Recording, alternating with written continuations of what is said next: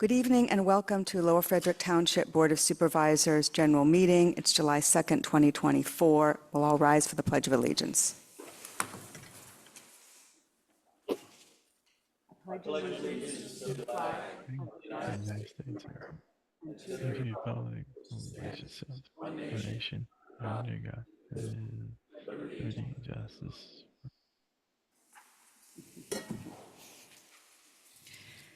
Everyone who is on the roll call is present. Supervisor Yiser is attending the meeting virtually. I'm going to skip the announcements in the interest of time. They're on your agenda. Marla, Carol is too. Sorry? Carol is also. Oh, I apologize, Carol. Carol Schuler, our engineer, is also present virtually. And we had, was that an executive session we had or just informational? It's just informational. Yeah, we met before this meeting. It was not an executive session. We were receiving information. First item on the agenda is a conditional use application for 15 Gerloff Road.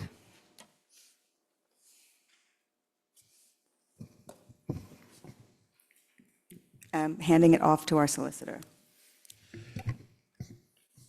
Thank you.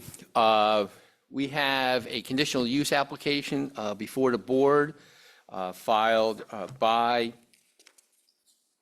RB Ashley Customs Home concerning an empty lot located at 15 Gerloff Road.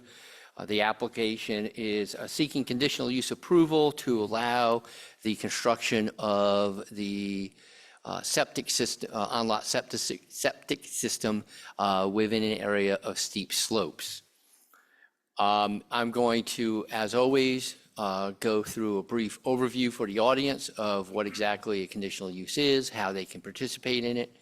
I will then introduce a series of board exhibits, and then I'll hand it off to the applicant. So and if you've heard this before, I apologize, but if you haven't, let me explain to you what we're going to do here. This is a conditional use hearing.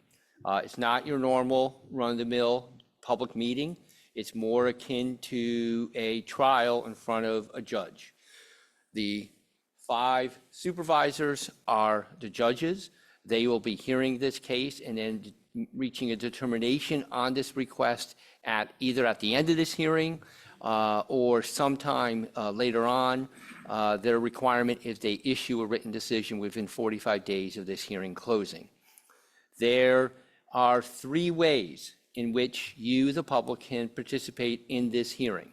The first way is what you're doing right now. You're here attending, listening to what's going on. The second way is at the end of this hearing, we will have a public comment period specific for this hearing. And you may, at that point in time, provide public comment either for or against or just about this application. You will be sworn. That is so the public comment becomes part of the record. And as such, you may be asked questions by the board as well as the applicant. The last way, if you wish to participate, is you may become a party to this matter. If you become a party, that allows you to fully participate in this matter. That means you can cross-examine all the witnesses. You can present your own witnesses. You can present your own evidence. It also allows you, if you do not agree with the board's decision, to appeal that decision in front of county court, or if someone else appeals it, it should allow you to intervene in that matter in front of county court. To participate as a party, you need to have an interest in this case that goes beyond just the normal run-of-the-mill resident of Lower Frederick Township. In other words, you need to be someone who's going to be specially impacted. The way the law looks at that generally is just your location of your property. If you live close to this subject property, most likely you will be allowed to be a party. If you live several miles away, that connection is too tenuous and most likely you will not be allowed to be a party. That being said, is there anyone in the audience who wishes to become a party? If so, raise your hand, please. Sir, if I can ask you to come up to this microphone. And there should be a green light. If there is not a green light, there's a button, Press the button, it'll turn green. and you need to speak close to the microphone or we can't hear you. Michael Hain, 118 Big Road. My property adjoins the subject property. Oh. Hain, H-A-N-E? H-A-N-E. And your address again, sir? 118 Big Road. And you say your property adjoins this property? Yes, sir. And I assume you two are the applicants? Yes. Okay. Do you have any questions for Mr. Hain in regards to the location of his property or his interest in this particular matter? What's your interest? What's my interest? Mr. Hain, let me, what is your interest in becoming a party and why are you concerned with this? Because the property is very wet. The back of my property is very wet. The location, putting a septic tank or a sand mound on those steep slopes will directly impact my property. This property cannot really be built on. You go down a foot, you're into solid shale. Okay. Back of my Mr. property Hain- is. Mr. Hain? Okay. That's getting more into the merits of the case. I'm just asking about your. They asked. I know, and I'm just trying to guide things. All right, and your name, sir? Yeah, I'm Robert Griffin. I'm the owner. I've trekked the property over the last year and Do you have any objections to this man becoming a party since he lives right, or will be living right next door to you? I don't think I have any objection to him becoming a party and having the concern. I think you're the upstream neighbor directly behind the property. Because the neighbor to the right is Carmen, correct? So you're the one behind him? My property will be right next, it's literally right next. Where you're looking to build, you're 78 feet from my property line. Okay, Okay. so that's the neighbor. Yes. So yeah, you have a very fair concern. So where we have the. So we're gonna try to keep this organized. So you will have your chance, both will have your chance to talk. Right now, everything you're saying is worthless because neither of you are sworn. So considering all this, Mr. Hain, or Haynes? Hain, H-A-N-E. Okay, Mr. Hain, you are going to be made a party. You're good to go, but you can sit down at this point in time, sir. I think East Rock Road, and didn't I work with you in East Rock Road in Percy? There may be, We were doing Clymer Mills. There was a bog turtle study. I don't know, we represent East Rock Hill Township, but yeah. But I don't do a lot of work there. It was about 10 years ago. It could be, I'm not sure. Small world. Does anyone else wish to become a party? Seeing none? Okay, at this point in time, let me introduce a series of board exhibits. Exhibit B1 is the application, along with the municipal township authorization. Exhibit B2 is a plan set consisting of 3 sheets. Exhibit B3 is Mr. Griffin's deed to the property. Exhibit B4 is the proof of publication in the Mercury. Exhibit B5 is the notice to RB Customs LLC. Exhibit B6 is the proof of posting the property. Exhibit B7 is the value engineering letter dated June 5th, 2024, reviewing this proposal. Exhibit B8 are the draft minutes from the Lower Frederick Township Planning Commission from their meeting of June 20th, 2024, where this proposal was reviewed. Exhibit B9 are the regulations for Article 16 in Chapter 170 zoning concerning the Steep Slope Conservation District, which is at issue for this application. With that being said, and before we move on, Mr. Hain, Mr. Griffin, do you have any preliminary things you wish to state at this point in time? Just that the location of the septic was chosen with multiple soil scientists and studies to. I'm Once sorry, again- sir. Can we ask you to speak in the microphone? Because Yeah. none of our folks on Zoom, including our engineer, can hear you. just Thank you. And Mr. Griffin, why don't you save that once you're sworn in? So I'm just talking about administrative matters, not your case. I don't really have any particular argument or point that. Okay, that's fine. You can sit there because you're going to be up right now. Okay. Okay? Yes, please. I assume you're his engineer? Yes, sir. Okay. My name is Christopher DeLauder. I'm with Carta Engineering. And can you spell your last name, Christopher? Yes, it's DELAUGHTER.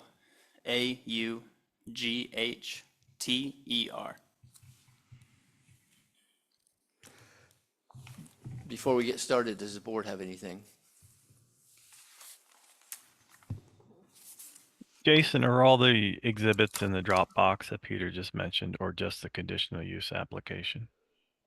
No, that's the application. I will get them in the Dropbox.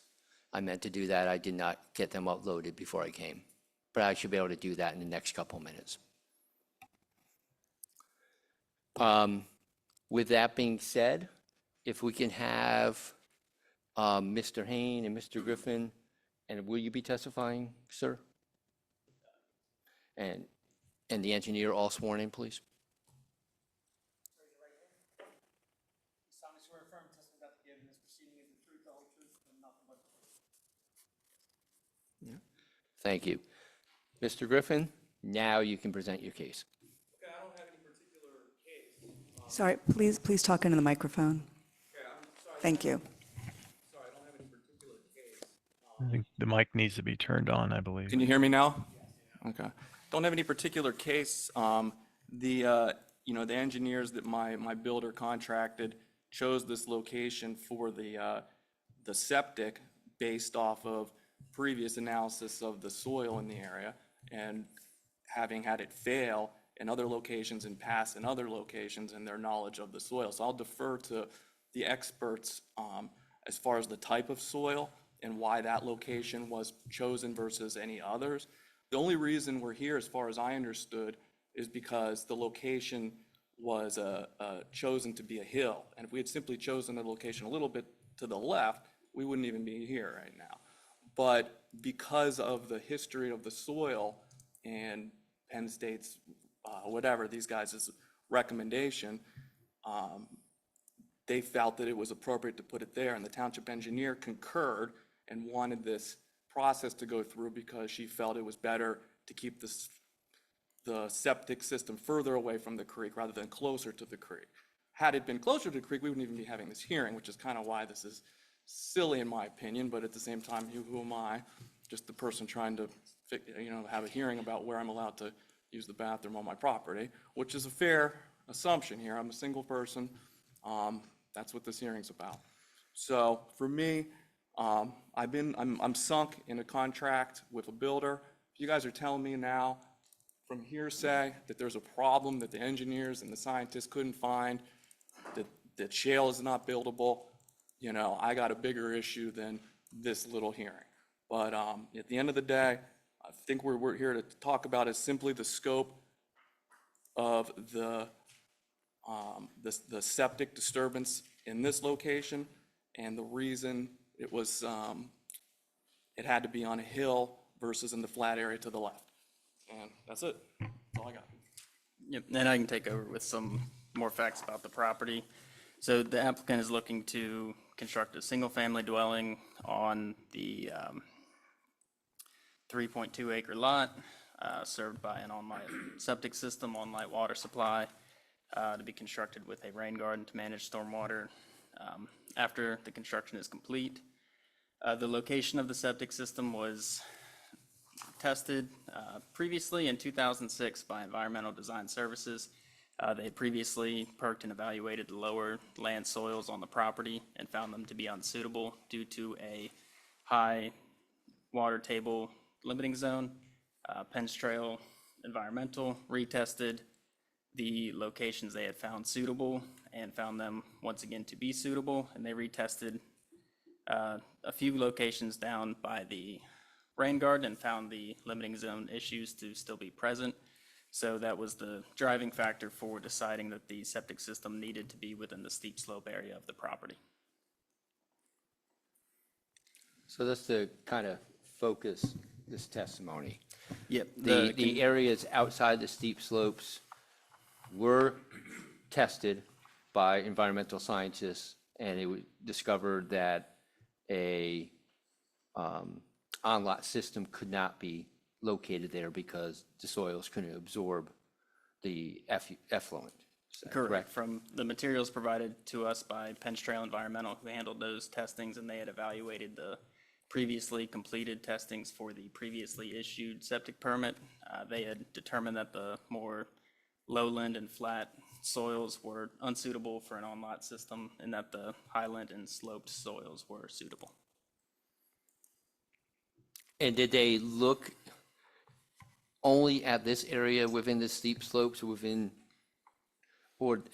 did they look all along these steep slopes, and this is the only area in the steep slopes which perks? The 2006 study had determined that a large area of the steep slopes was suitable, and the spots that Penns Trail had retested and ultimately designed their system for resulted in what I would consider to be the minimum amount of disturbance to the steep slopes. The septic system that was permitted in 2006 was for a drip type system, which covers a very large surface area and encompassed a significant portion of the steep slope areas on the upslope portion of this property. And the at-grade mountain type system that Penns Trail has designed and permitted for this lot results in a much lower amount of disturbance from that previous system. So when you say at-grade, is that the same as a micro-mound system? No. Okay, could you explain what an at-grade system is then? It's an at-grade sand mound system. This is a little bit out of my wheelhouse, as I don't do septic designs particularly, but it's my understanding it's similar to a sand mound system which is constructed at the existing grade. And you said it was permitted. Who has permitted this system? The system was issued a permit by the Montgomery Department of Health, Montgomery County Department of Health.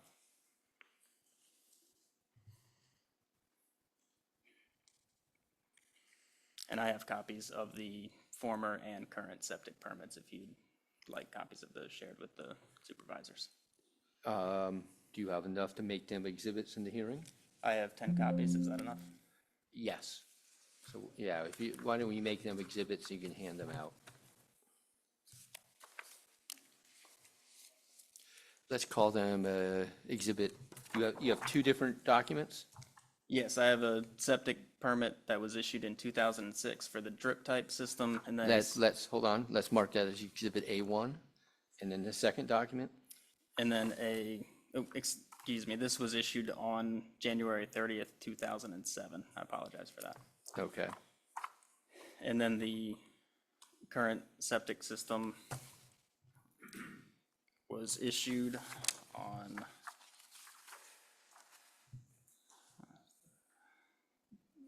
April 30th, 2024.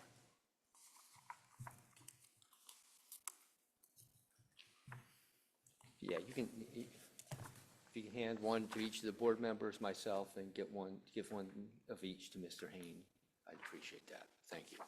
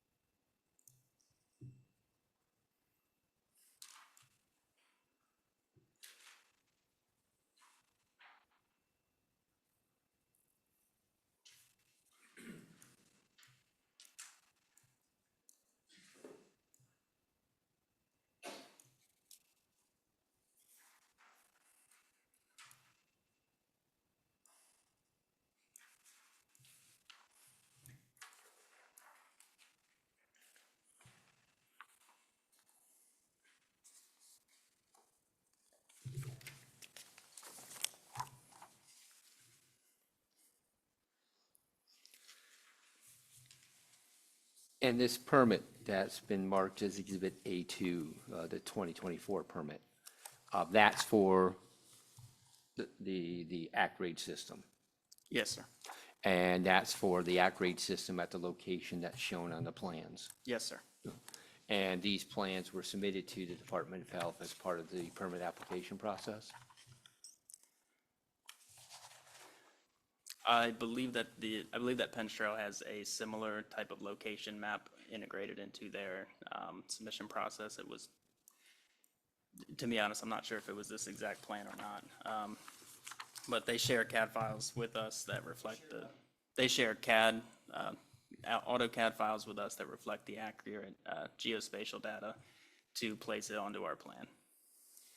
And do you know how steep the slopes are where this ACRADE system is proposed?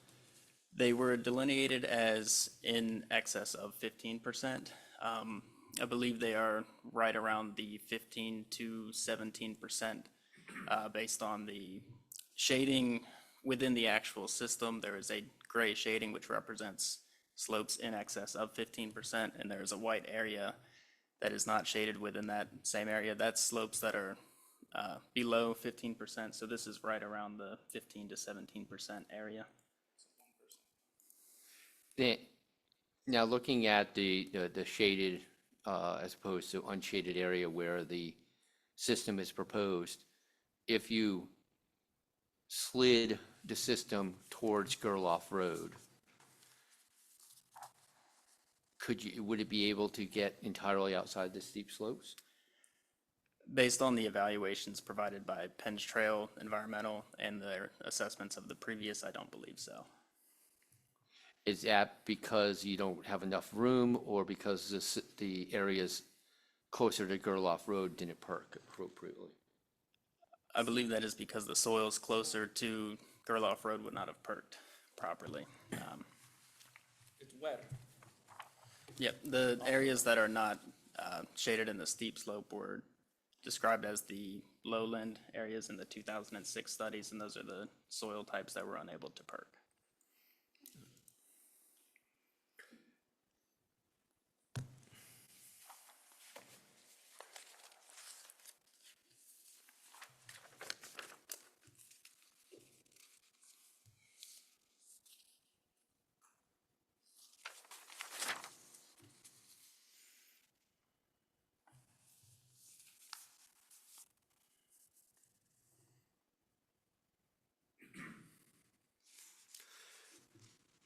So it's DeLauder, right? Yes, sir. Mr. DeLauder, it's your testimony that all the non-steep slope areas have been carefully looked at, and none of them would perk appropriately for the placement of a system. Yes, sir.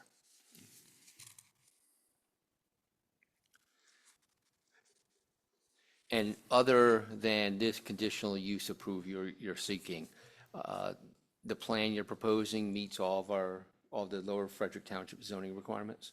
Yes, this is the remaining outstanding comment on the value engineering review letter, other than perhaps an administrative item, such as an operations and maintenance agreement or something.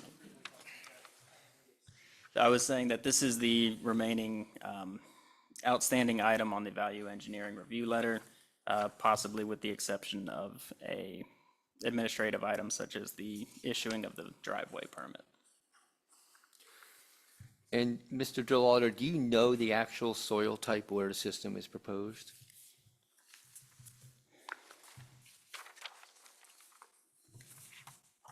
Yes.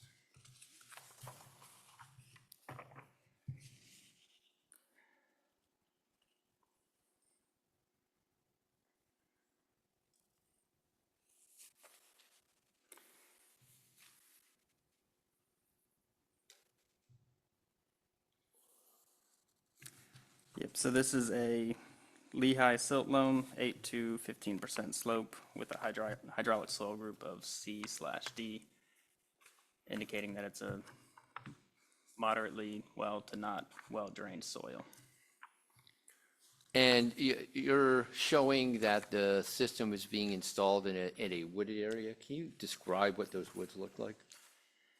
Yep, the woods in this area are, I believe, predominantly small, wooded, and brush, and then adjacent to the septic system proposed location to the east is a 28-inch three split large tree.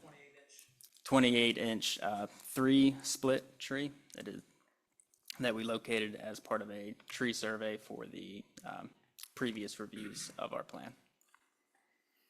So other than the large trees that are individually identified on the plan, the rest of the vegetation in the area of this proposed system is, well, I guess, mostly scrub, is that what you're saying? It's like tree of heaven. Generally, small wooded, woodland, brush, anything that could be identified as a woodland from an aerial perspective, but does not have a tree that qualified for a tree survey by the township standards.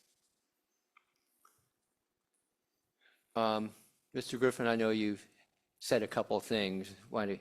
No, it's okay. It's fine.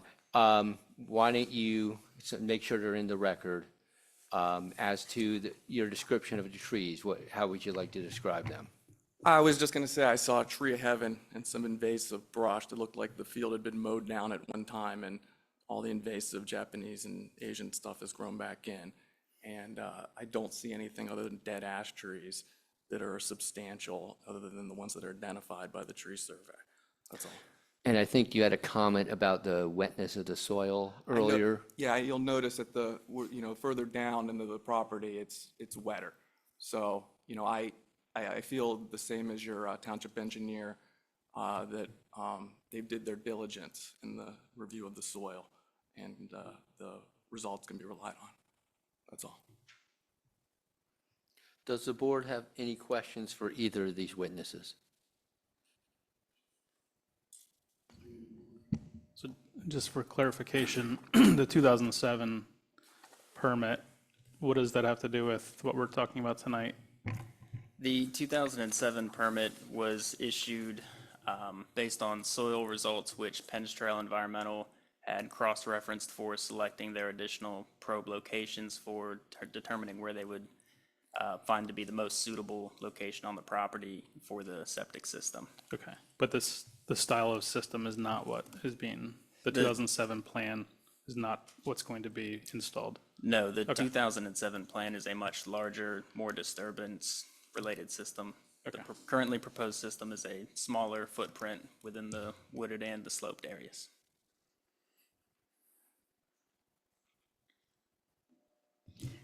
How far is the system from the property line? Refer to my plan. For the record, the property line of to the right is Carmen, the neighbor that seems to have a major issue with the plan here. His property line is to the rear. No, sorry, the question is, I know, he's getting that. I was just Okay. adding some additional verbiage while he looks that up, because as you can see, it looks like it's pretty close to the right, and I can see why you would want to know that based off of your role. At the closest corner from the top of the proposed system to the adjacent property line, it's approximately 15 feet. Yes. And at the furthest, closer to 30 feet.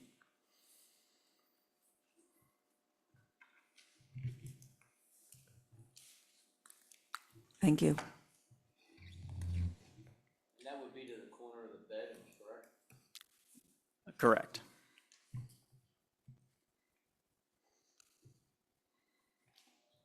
Chuck, do you have any questions? Yeah, I guess in terms of the proximity there, installing the septic system, will you be able to accomplish that without having to cross over onto your neighbor's property with machinery? Yes, the limits of disturbance which are delineated on the plan Mhm. were generated to account for the required grades for the septic system, as well as a buffer area for equipment to operate. And the most upslope portion of that towards the neighbor's property will be I'd say marked off, there will be a 12-inch compost filter sock on the upslope portion of this disturbance, demarking the edge of that disturbance to ensure that no disturbance is going to occur over the designated area for that septic system. Okay, and then you testified that there's a single large diameter tree, which could be considered a heritage tree in that area?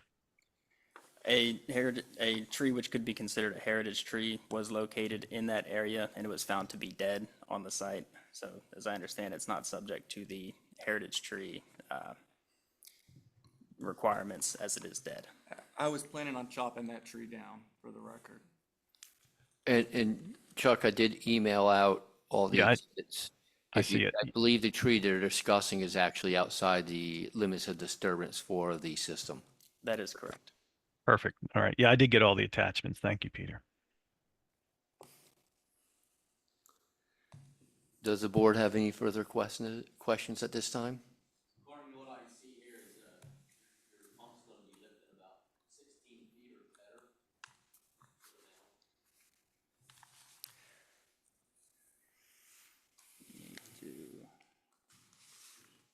Yes, sir, that appears to be correct. A little better than 16 feet. Yep. yes.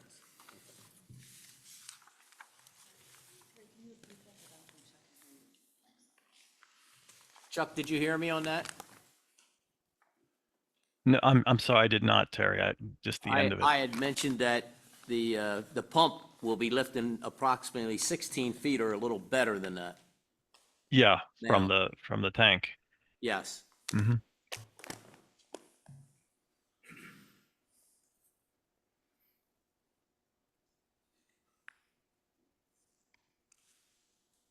I guess as a follow-up, lifting 16 feet, is there any, not an expert in this field, but is there any special provisions that should be in place if this is failure? I assume there's a one-way valve or check valve or something, right? So we're not going to get stuff coming down the hill.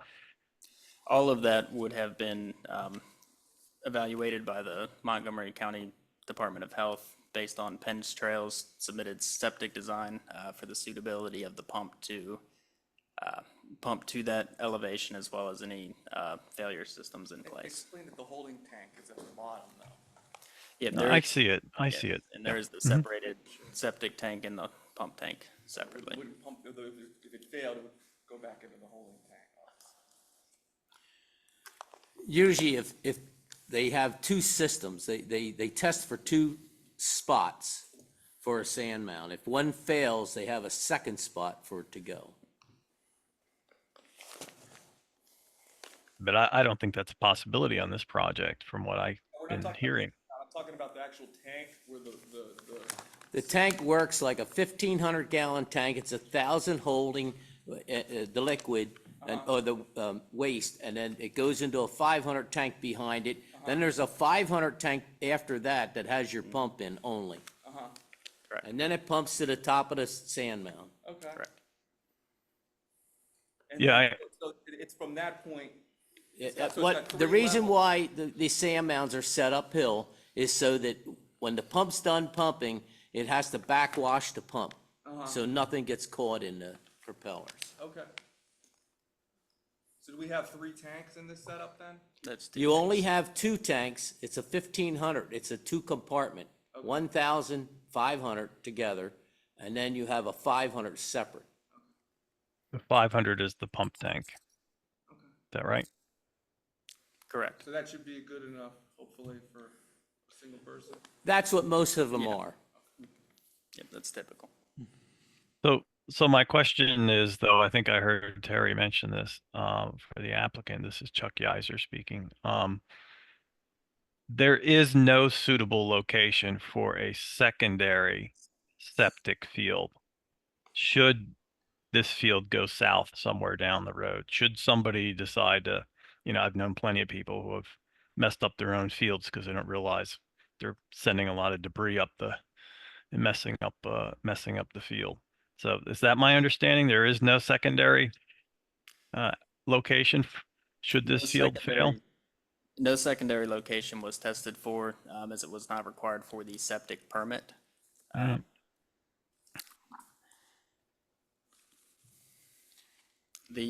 I can say that the previously permitted system, the drip type system, extended further into the steep slope areas to the northwest. Penn's Trail opted for this design to have less of a footprint for the system. So it's without, there's no perks to support a reserve system on the property that we have because it was not required for the septic permit.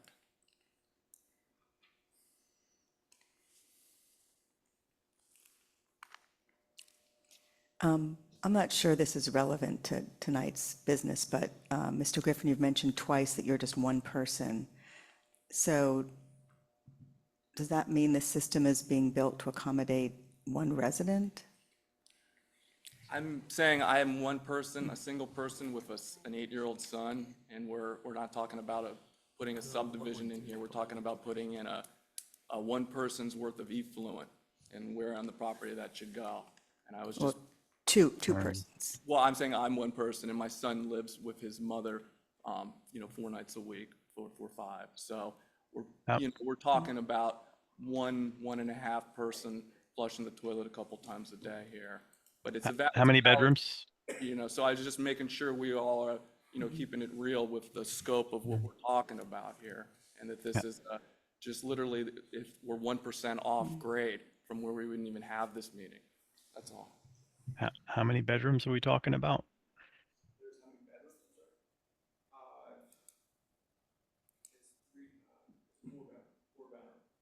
Four Four bedroom. bedroom house, yep. And to. Okay, so sir, you need to realize that, we fully expect you have all the rights to sell your house down the road. So you can tell us it's one person now.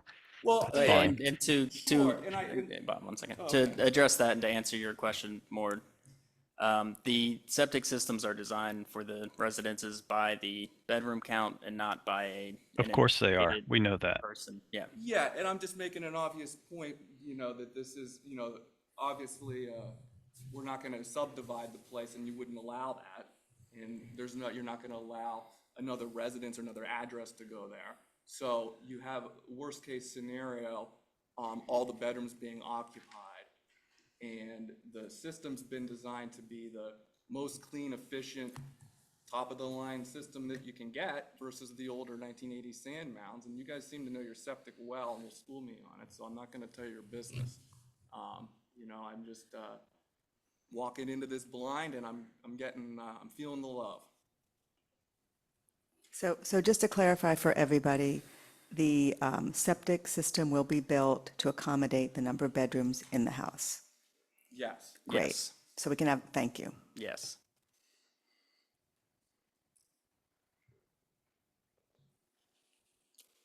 If the board is done, I have a few more questions and then we'll get to you, Mr. Hain. Haven't forgotten about you. Yeah, I have a question, Peter, if that's all right. But if Yeah, you go right ahead, Chuck. you can stop me if you think I'm going too far off base. So I was reading the exhibit, one of the exhibits put before us was Planning Commission minutes. And again, Peter, you stop me if I'm off base here, but it looked in the minutes you also had a discussion about a trail easement. What was going on with I that? think you're off base, actually. I had a follow-up discussion with a Phil Smith, and we had a correspondence back and forth. And I'd prefer to not have that conversation here unless it's required. No, I'm just curious to know because it's been put into evidence what was going on in that meeting. But Peter, if I'm There off wasn't base, let me anything know. going on. There was an offer submitted to me, and then there was an email sent to me and some personal emails back and forth between the planning commissioner and myself.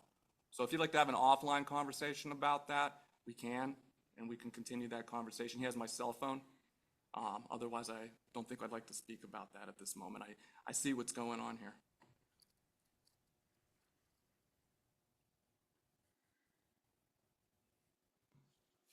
I'm done, Peter. Okay, thank you. Any further on the board? So, Mr. Griffin, at this point in time, you don't want to consider a easement donation? Not at this point in time. I'm willing to take an offer if you guys are trying to strong arm me into a situation where I have to, can't build on the property. I'm all ears if you guys are willing to offer to buy the whole lot from me back, along with the money I've given Rotelli and whatever my legal fees are gonna be to retain Peter Nelson Esquire and group to help, because I'm gonna obviously get sued back from them for breach of contract. If we're not willing to have that conversation, then no. Thank you. Mr. Hain, you're up. Why don't we, if you can come grab this microphone, you can sit in the front there and you can ask your questions of him. Thank you. Yeah, if you sit right there, that'll be perfect. Thank you.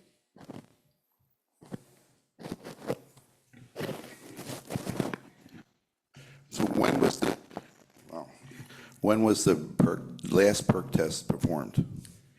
The last perk tests were performed on March 19th, 2024. And they were performed with 6 test holes per Pennsylvania requirements? Yes. Just so you know, I didn't see evidence of that.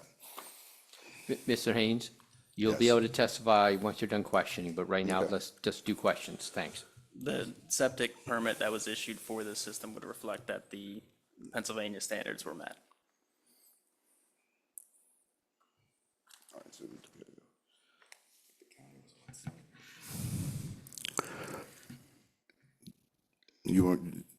have you tried any kind of excavation on this property whatsoever? To my understanding, at this time, the excavation on the property would have been limited to the exploration probes to determine the limiting zones for the septic system testing. To determine the limiting zones for the septic system designs. I have no further questions. Thank you, Mr. Haynes. Does the board have any further questions? For Mr. Hain? Pardon? For Mr. Hain? No, for Mr. Griffin or Mr. DeLauder. No, I do not. Mr. DeLauder, Mr. Griffin, anything further to say? No. Okay. Mr. Griffin, do you have any other witnesses at this point in time? Nope. Do you either have any more documents you wish to put into evidence at this time? Do we have anything else? I have 2 documents which we discussed at the Planning Commission last week, consisting of a letter prepared by Penns Trail Environmental attesting to the soil conditions on the property, as well as the document dated March 21st, 2006 by Environmental Design Services, which is the 2006 and 2007 testing that I was referring to. I had shared these with Ms. Schuler by email after the Planning Commission, so I'm uncertain if they had been shared with the township as evidence. No, they're not yet in evidence, so why don't we'll mark the first document you mentioned, which is the Penn Trail. A letter from Penns Trail dated June 17th, 2024, regarding their testing and evaluation of the property. Great. And that'll be marked as Exhibit A3, and then Exhibit A4 will be the prior testing. Yep, this is a letter from Environmental Design Services Incorporated dated March 21st, 2006, regarding the testing and location for the drip irrigation system. Great.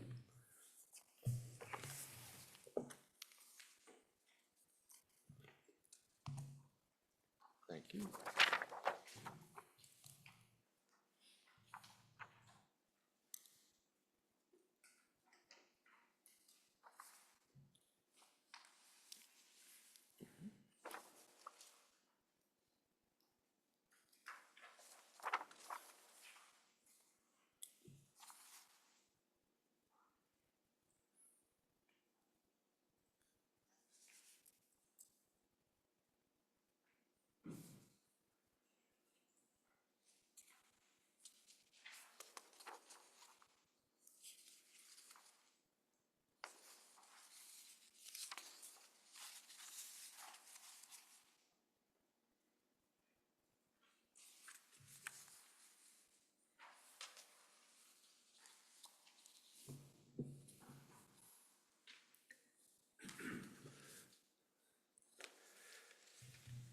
And And, Ms.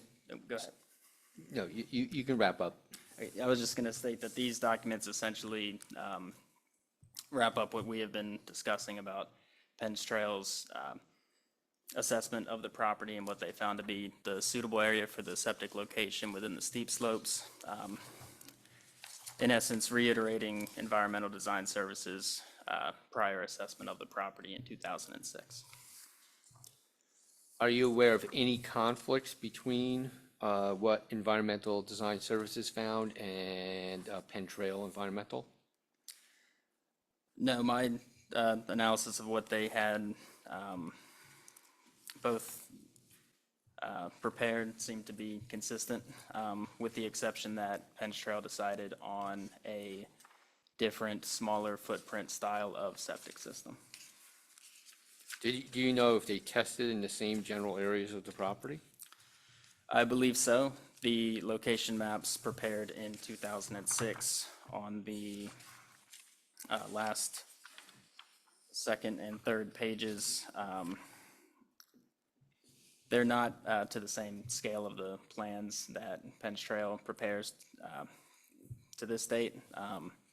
On the second to last page, there is a 7 and 9 probe where they identify the shallow seasonal high water table limiting zone for probes 7, 8, and 9 with a driveway sketch. I believe that is within the same general location of the lowland area in the proximity to somewhere in between our rain garden and dwelling.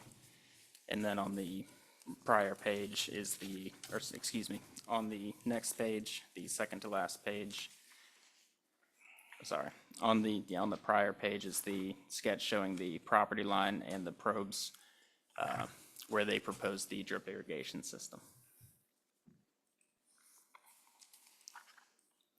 Does the board have any questions concerning these documents? So the 2006 Environmental Design Services letter states it's designed for a 3-bedroom home, and the 2024, I'm not sure where to look for it, so I'm maybe asking someone, our engineer or someone else, confirming that the numbers have been double-checked that it is for a 4-bedroom.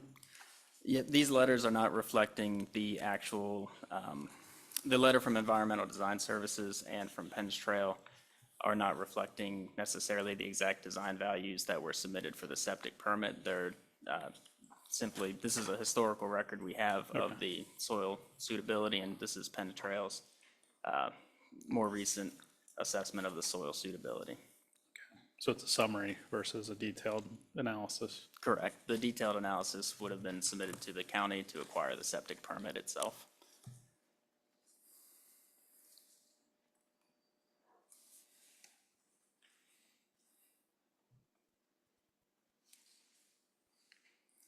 Any further questions from the board?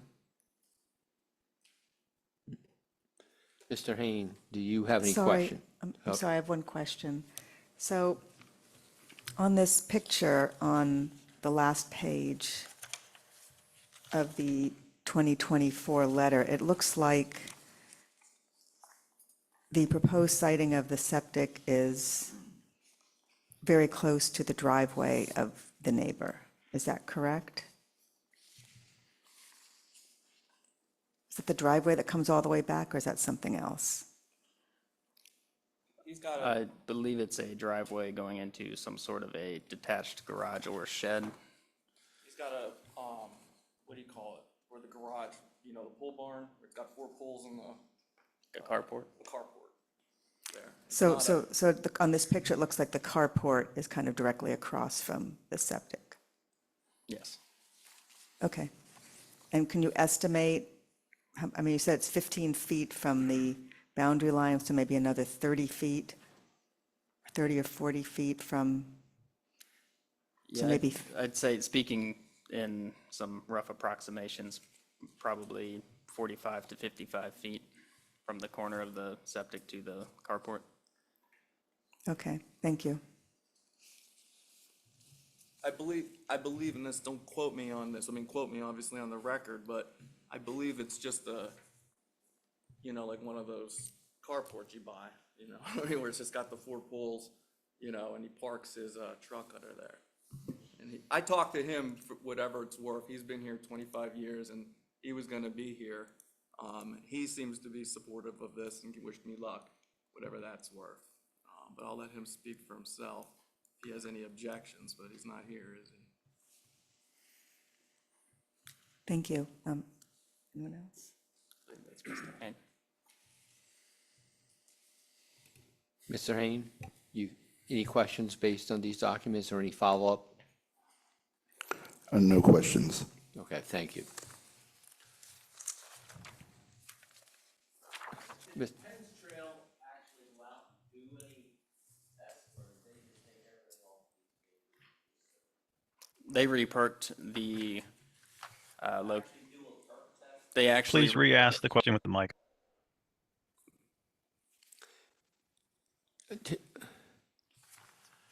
I had said, did Penn's Trail actually do a perk test?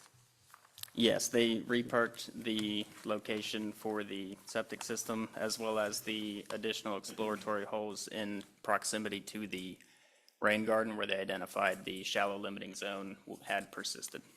Okay, thank you. Yes.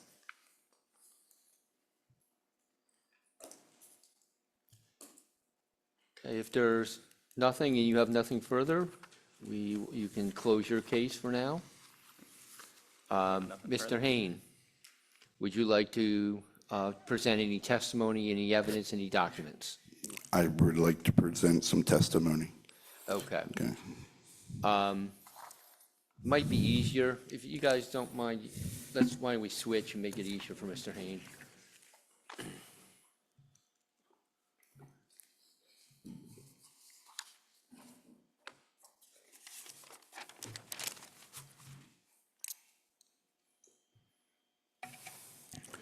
Okay, so my name is Michael Hain.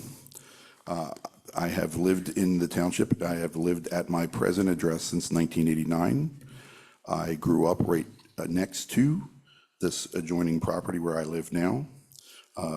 Mr. Sachs knows me well. We are longtime residents of this township. I know this area very well. This property in question has changed hands multiple times with multiple people trying to build on it. If you look in the letter dated in 2006, you will see that they could not get any test holes below 20 inches. The reason for this, and I will repeat this, it is solid shale. My grandfather, Henry Hoffman, drilled all of the wells across Route 73 where I presently live, and they are all shallow wells. There are artesian systems, for those of you who don't know what an artesian well is. It is pressurized continuously, and the water runs continuously. The back of my property is continuously wet because that is where this aquifer dumps the water.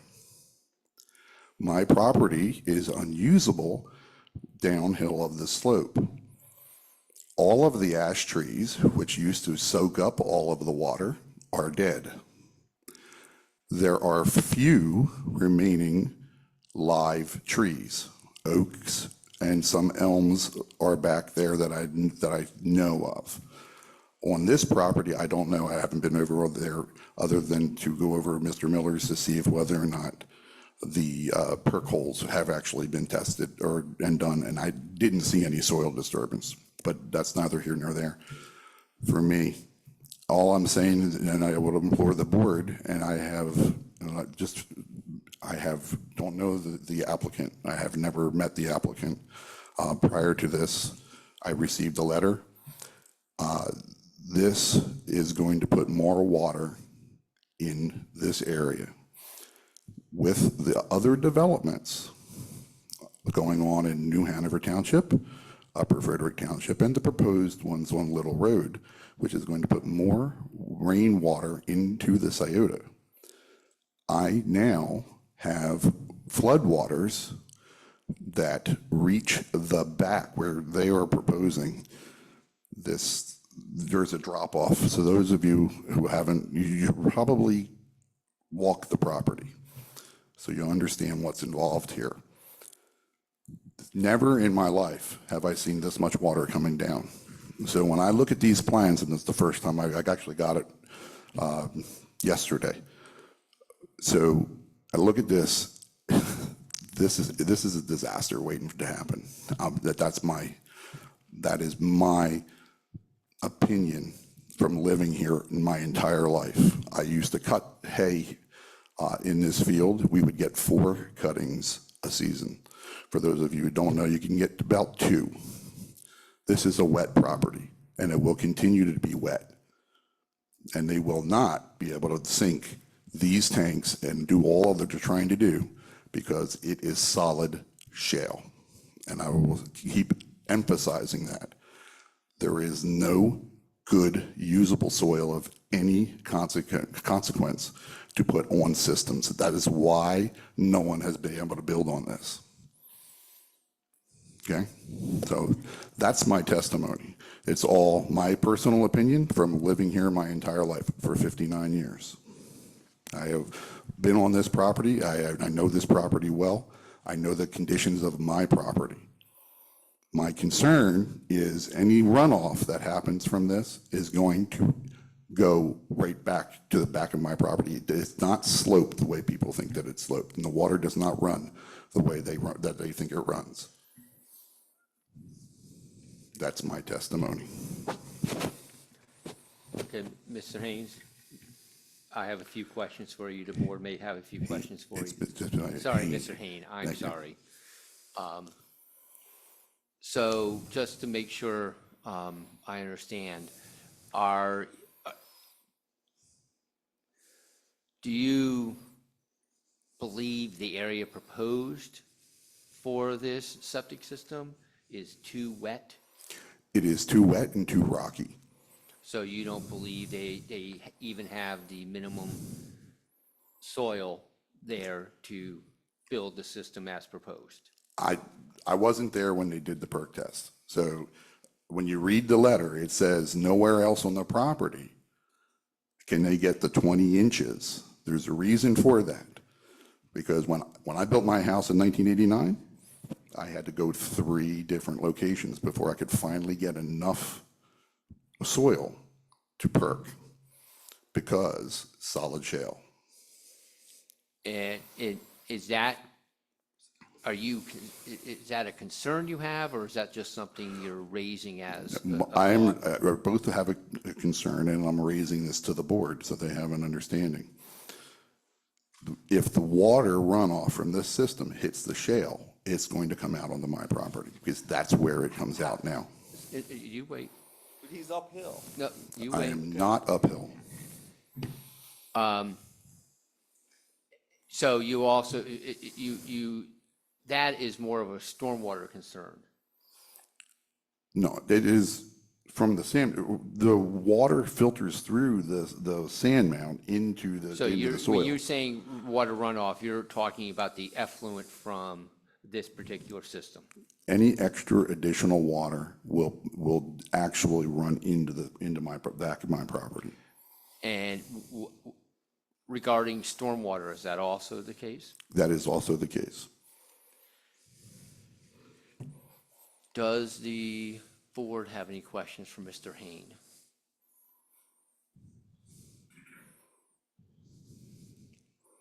Okay.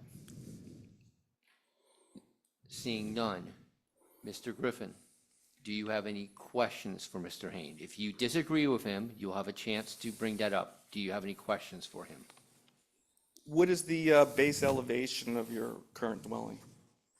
My current dwelling? Yeah. My current dwelling sits on top of the hill over by Route 73. Okay, so your concern is excess water going into your backyard? Not my backyard, the back of my property. The back of my property is very, very close to the Swamp Creek. It runs all the way to the back. Okay. And you're concerned about water flowing uphill from the Swamp Creek, which flows this way, back up to your property? If I may, you are putting this sand mound, the proposed sand mound, uphill, upslope, on a steep slope that will run back to the back of my property. That's fair. which is currently wet, because that is where the springs come out. That is where that water table that I previously mentioned comes out. I don't disagree with anything you said, because I actually think I used your grandfather for the well services. I'm very familiar with the ash tree situation and everything you said. My concern is the elevations and whether the system truly will or will not go uphill or not. If this is truly an issue, let's identify it. I'm not here to make a case for something that's environmentally unsound. I'm here because this is where the soil scientists disagree respectfully with what you're saying and have submitted this plan. Your engineers liked it in this location. I'm just the guy saying okay and thought everything was going to be smooth. And here I am finding all these found concerns. Mr. Griffin, we need a question here, and if you don't have Oh. one, then we're done. Well, I guess I don't have any further questions other than the concern is effluent running from the system into the back portion of your property where they want to put a trail. And that, you answered my concern. That's your concern, and it's a valid concern. Okay. I disagree that it's, but we're not Mr. going to Griffin, disagree. you have a chance. Just Okay. let's wrap this up. Okay, I'm good. Any follow-up by the board? Yeah, I do. For just to restate for Mr. Hain, because it appears that Mr. Griffin doesn't understand the relationship of Mr. Hain's property to his own. Mr. Hain, your property actually runs it's above as well as below Mr. Griffin's property, right? And it's sort of upstream of his property, but you have portions of your property that are at elevations that are lower than his septic field. Is that correct? Correct, much lower. Okay, thank you. Mr. Haynes, that's where you're worried? Mr. Hain. Mr. God, yeah, I'm sorry. Mr. Hain, is that where you're worried the water is going to flow to these lower areas? That is the way the water currently flows. So you're not worried about the water flowing into your house or the area No, immediately around your house? it would have to rain for 40 days and 40 nights for it to hit my house.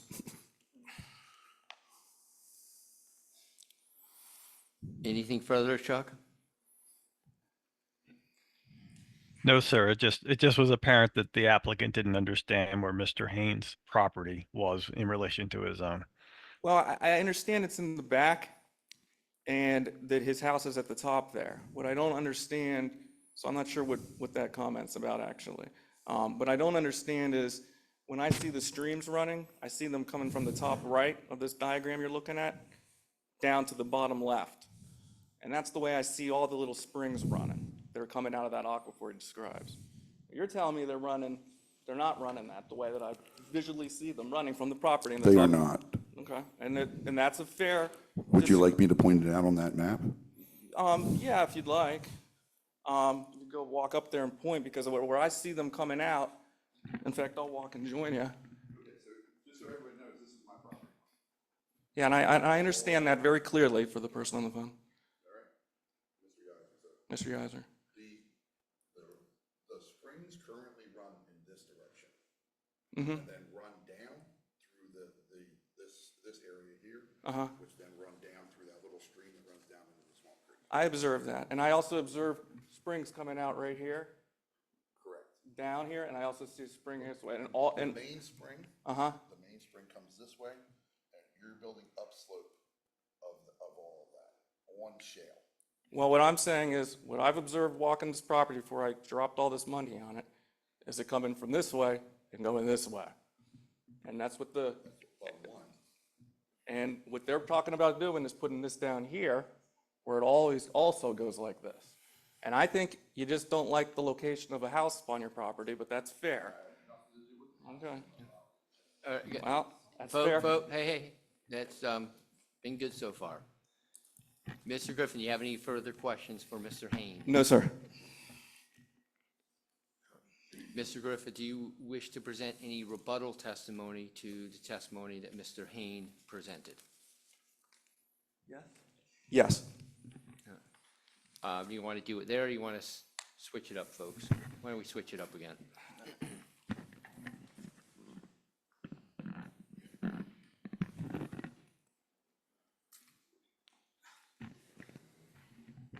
All right, I just wanted to bring this up as there was a point brought up about stormwater. The stormwater management plan, as presented on the screen, was found to be suitable to the township standards for stormwater management, reviewed by the township engineer and approved in the most recent review letter from Vision Engineering.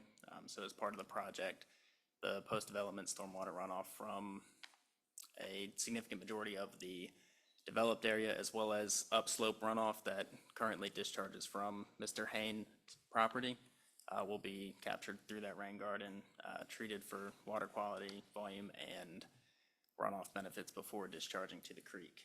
And then regarding the limiting zones, he had pointed out within the 2006 dated letter, for the 20 inches were found suitable in that study. The same holes, approximate location, were investigated and re-perked recently in March and found to be suitable to meet the septic design requirements of the state of Pennsylvania and the Montgomery County Health Department. Any follow-up from the board? Peter, you're going to correct me if I'm off base here, but we're here to consider the siting of the septic system on a steep slope, not the stormwater. Correct. So just so we don't go too far off track, that's the reason we're here. Correct. I just wanted to Yes. offer some Okay. encouragement on that front. Thank you. I just want for everybody to clarify, that's the purpose we're here. Mr. Haynes, do you have any questions solely regarding this particular statement, nothing else? No, Mr. Haynes, do you have anything further to present? I do not. Mr. Griffin, do you have anything further to present? No. Okay.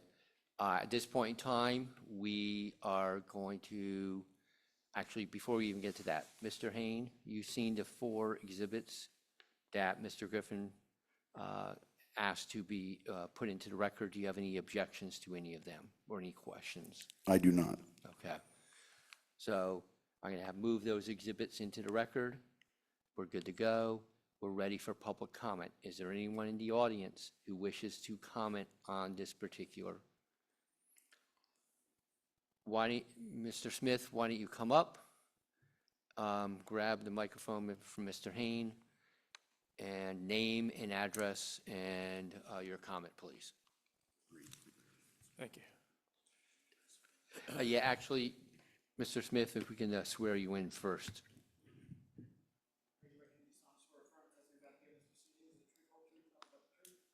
Yes. My name is Philip Smith. I live at 205 Gerloff Road, and I serve as a member of the Planning Commission, which oversaw the... Sorry, you're too far away. Why don't you sit down? You're too far away from the microphone. Yeah, not only is our recording not picking it up, but no one who's on Zoom can hear you. Thank you.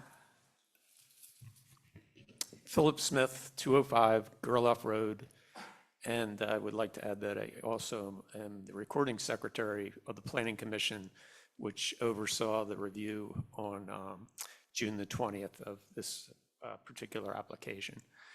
I just want to set the record straight. The Planning Commission, Mr. Smith, Yes. have you been appointed by the Planning Commission specifically to come speak on their behalf on this matter? No. I'm Okay. speaking You clearly can- in You can reference. you only can speak on behalf as an individual at this point. Yes, Okay. correct, yes. So this is in reference to the comment that, or the point that Mr. Yiser, Supervisor Yiser brought up and was responded to by Mr. Griffin. In the aftermath of the Planning Commission's review on June the 20th, we had a discussion about the possibility of a trail easement being placed on that property. It was in no way connected to the review for the conditional use application, but Mr. Griffin provided me at the conclusion of that with his email address, and I simply sent him an email which said that if he wanted to have a conversation about a trail easement, to contact the township. I was not going to provide that discussion.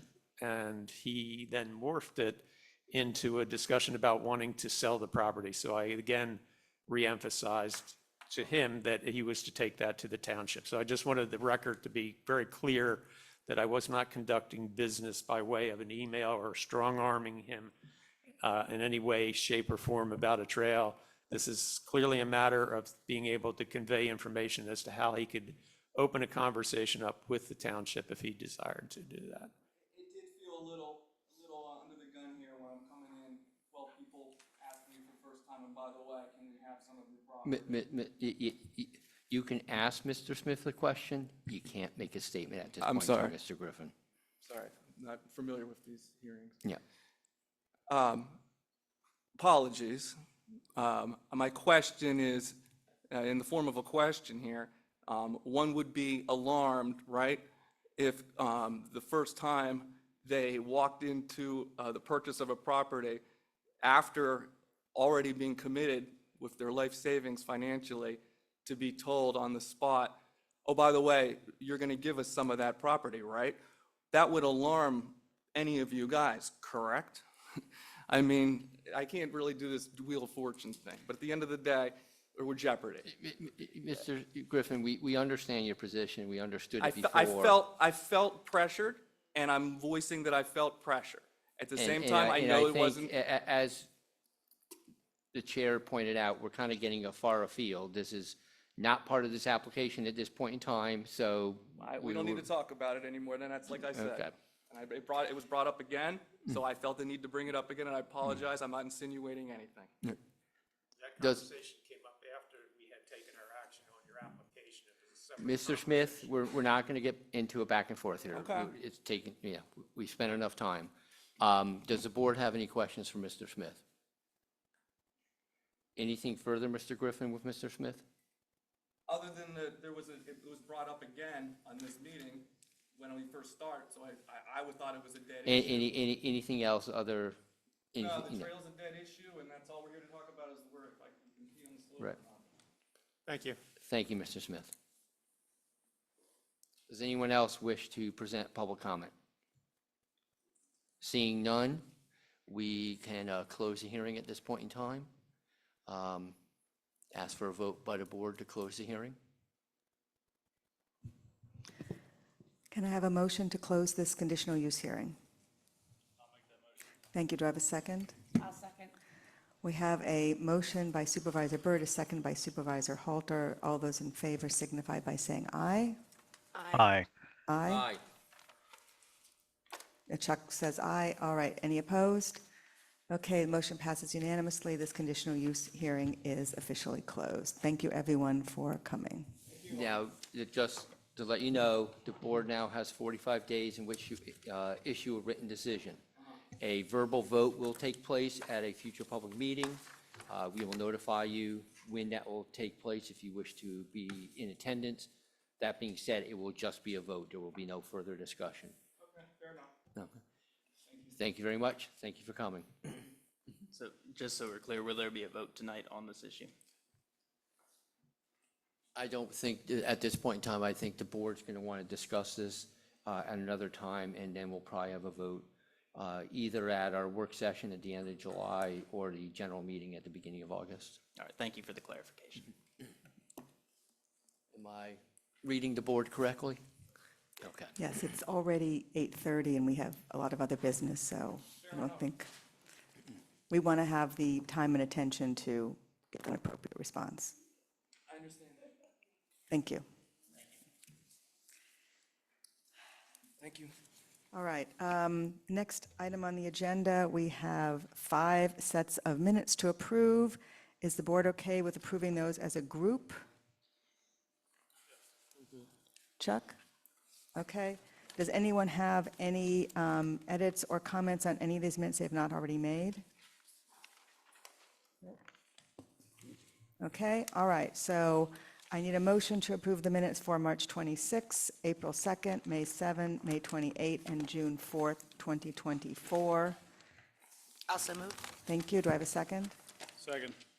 So Supervisor Halter made the motion, Supervisor Byrd made the second. That's to approve the 5 sets of minutes listed on our agenda. All those in favor signify by saying aye. Aye. Aye. And Chuck put his hand up. All right, so any opposed? Motion passes unanimously. All right. That brings us to Treasurer's Report. I'd like to delay this for the July work session so that I can do the mid-year review once we've reconciled through the end of June for the first half of the year. So just to be clear, you want to delay the Treasurer's Report because it being so early in the month, you don't have the numbers yet to prepare a report. Correct, and I will do as we've done previous. It'll be more in-depth as far as presentation and stuff. So this will be a report on the first half of the year. Yes. Okay. Any issues with that? Nope. Okay. So you have fund balances on your agenda. Brings us next to payment of bills.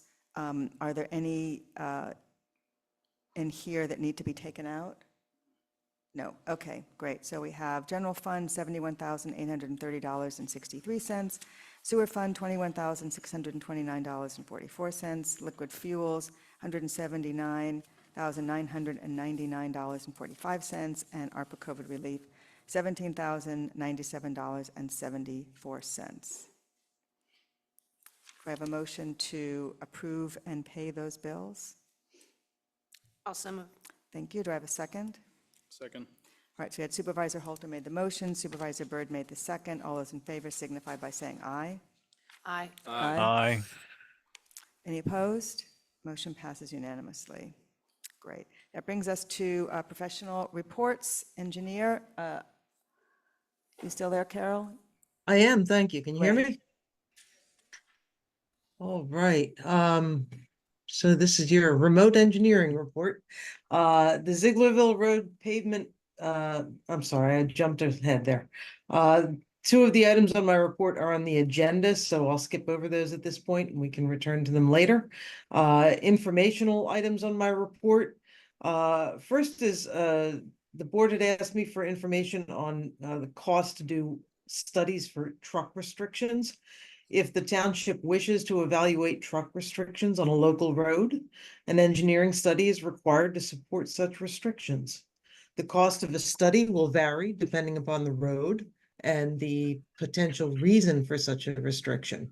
Study costs can be expected to start at roughly $3,000 per road, assuming the traffic data, the daily traffic and percentage classification of trucks, would be collected by the police department.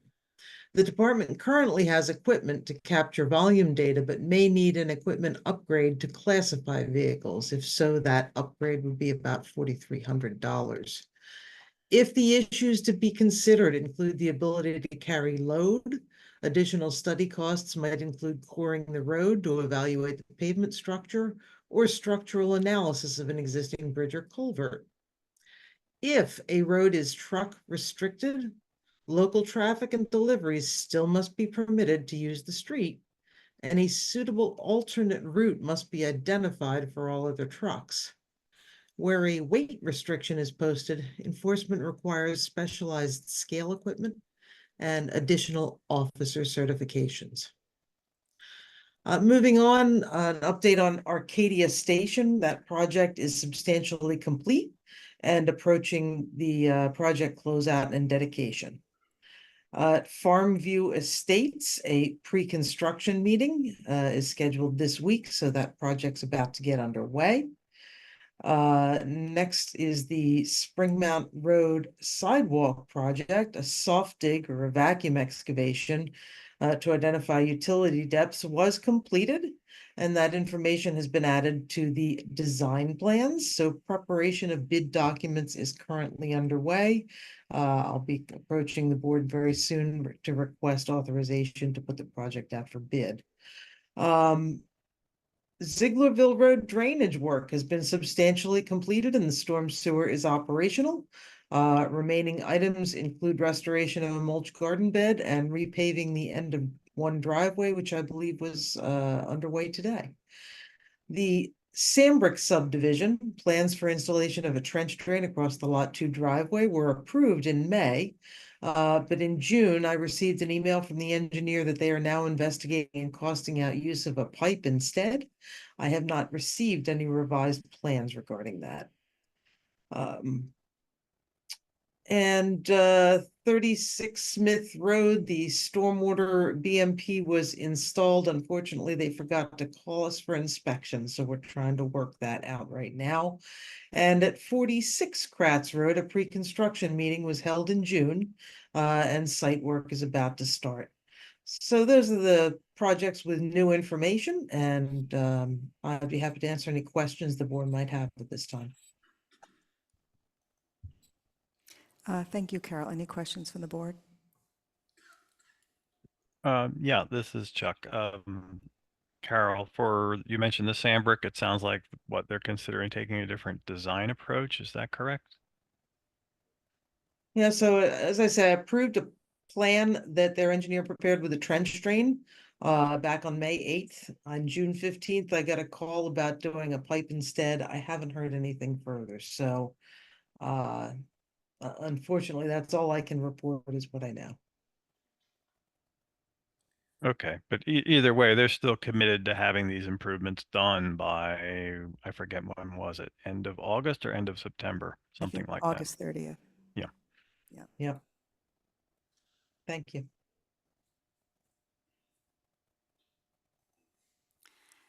Thank you. Solicitor report? I've spoken to enough, nothing. All right. Thank you. Police? Thank you. For the month, we had 280 calls, 20 traffic stops were conducted, 8 of those stops resulted in traffic citations. We're still waiting on the RMS to be able to compute what the stops are for. We conducted our yearly firearms qualifications per the MOPEC standards. Officers attended training related to updated best practices for preliminary hearings for successful prosecutions in criminal matters. Several of the members attended the concert in the park, which seemed to have a great turnout for round one. We look forward to being able to participate in the ones scheduled throughout. And over the past several months, you've heard me talk about several investigations that we've had going on. We are currently in the process of filing the charges for one of the investigations that has been long-term. Once the charges are filed and approved at the district attorney's office, I'll be able to provide some greater detail as to what's been going on. I know there's been a lot of questions and there's concerns with the privacy stuff while the investigation is still going on. So hopefully I'll be able to, next month's meeting, be able to give some of the specifics regarding that. And if you have any questions, I'll be more than happy to answer them. Thank you. I don't know if it's a question, more of a comment. When I was driving over here, I saw someone on Springmount Road pass a garbage truck just before the bridge. So, I mean, is there anything you can do if you see people doing really bad things? Stop them, ID them. I don't think Try I'd to be figure out authority what's to do going that. on. But the problem being is, you know, of course, it's happening there and we're somewhere else. It's, in a situation like that, it's more of a luck of the draw for us. They just happen to do it, not realizing that we're behind them or coming towards them. Yeah, I just find it amazing that someone would pass someone on Springmount Road. It's not the first time, I'm sure. Not the first time, not the last time. Yeah. Okay, thank you. Fire company.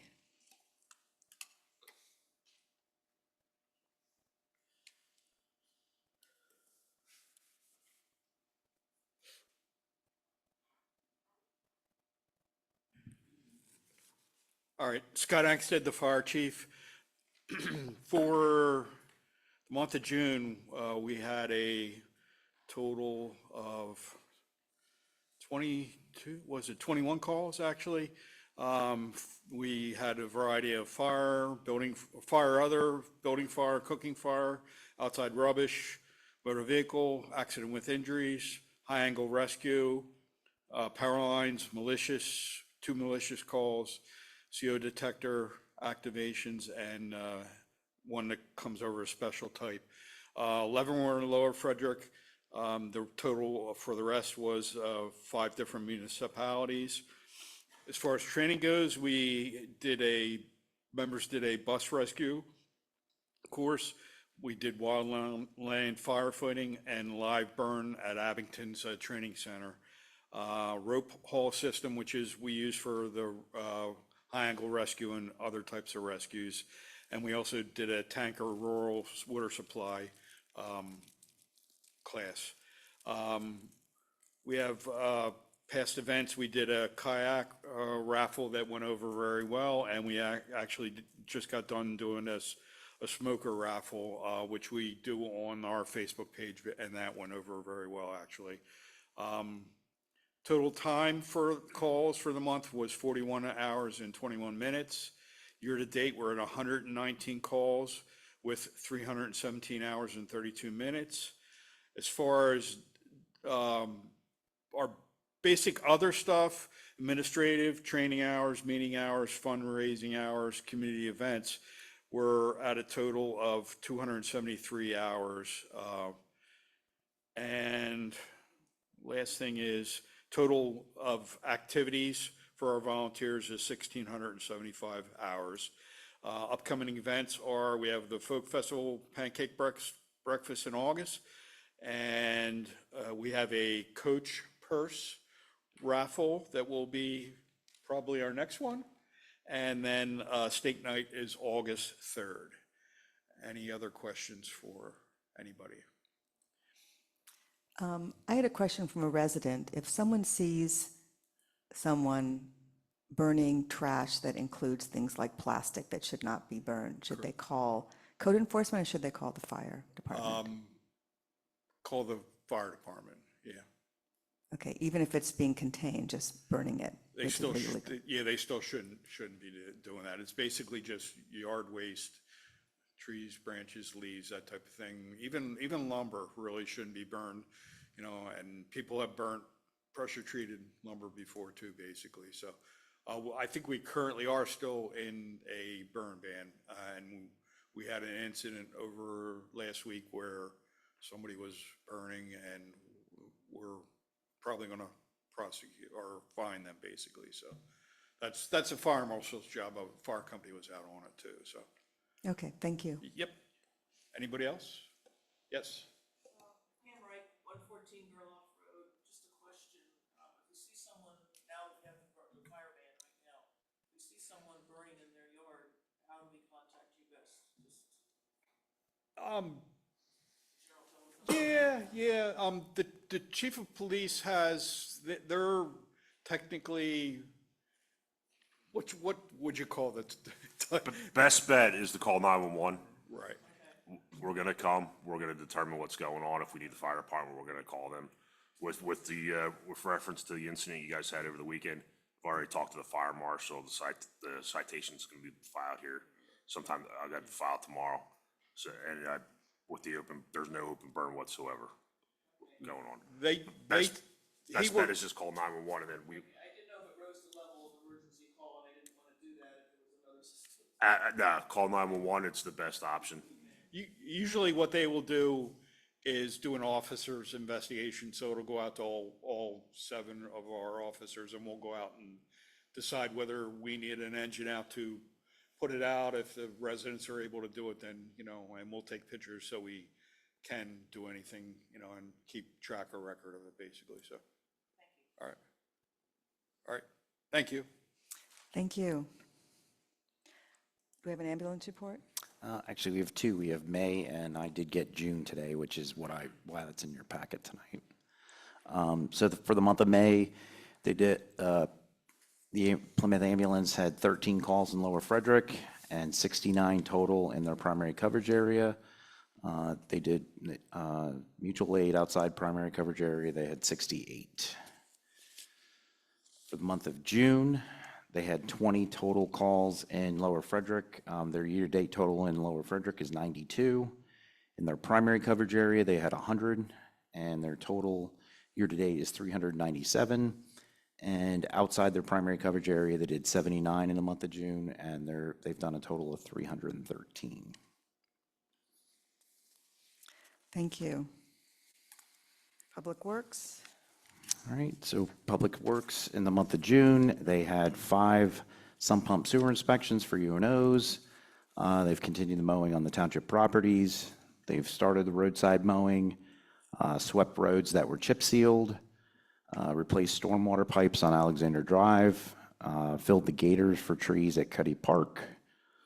They've ordered and received materials for the police department upgrade, phase 1. Performed base repair on Church Road, replaced missing street signs, and serviced their mowers. Thank you. All right. Township Boards and Commissions, Environmental Advisory Council?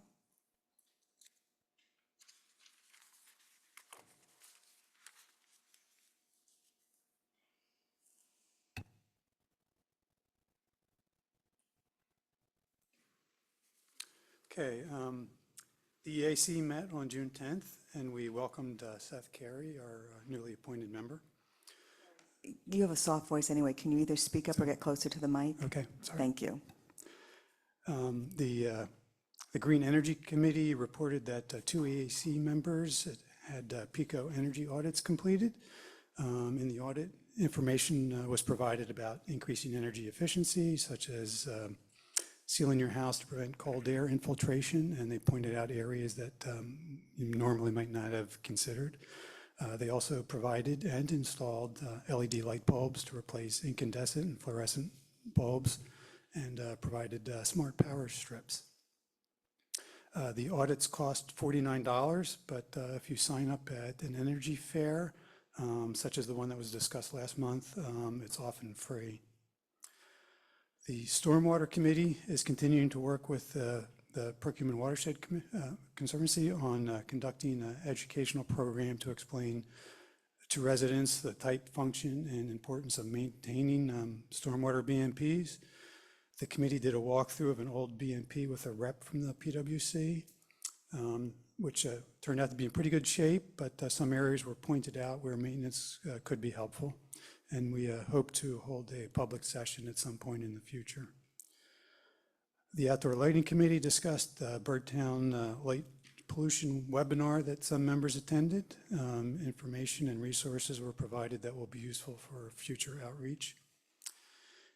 The Birdtown Committee conducted an informal survey of the types of waste being deposited in trash cans at township parks, and much of the material was found to be recyclable. We hope to conduct a trial at 3 of the parks to see if recycling containers would be utilized. The committee is also working on getting bluebird houses, some of which were built by children at the Spring Festival, installed at Cuddy Park. And we are also looking into bat houses. In new business, a work group was formed to investigate locally where single-use plastic bag bans have been implemented and to assess their impact and effectiveness.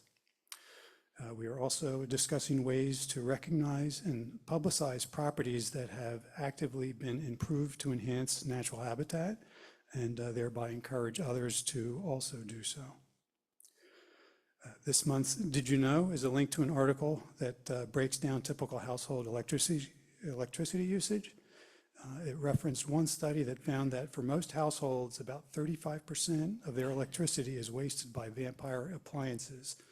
Those are devices that continue to use electricity even when turned off. The article then gives tips on how to reduce this waste and reduce other electricity usage. And we will also be providing a link to the PICO Energy Audit Program. That's all. Any questions? Thank you. No? Okay. Open Space Committee? Good evening. This is Andrew Lang reporting for the Open Space Committee.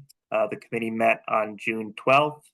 At this meeting, we revisited our discussion about exploring deed restrictions for future properties transacted by the Open Space Committee or purchased by the Open Space Committee to again avoid the possibility of open space protections being rescinded in the future, as we've seen in some neighboring townships.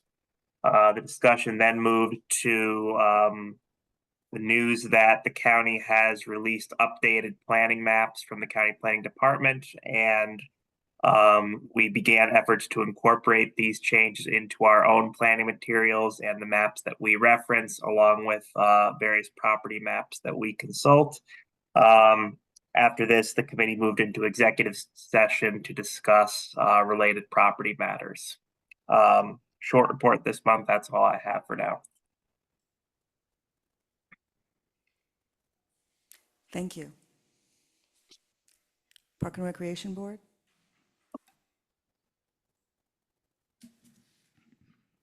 Thank you. We had our July meeting last night at Coble Park. We had our first concert of the season, June 27th, and it went very well. We had very good attendance. I think everyone had a good time, and we were blessed for once with not having to worry about the weather, so that was nice.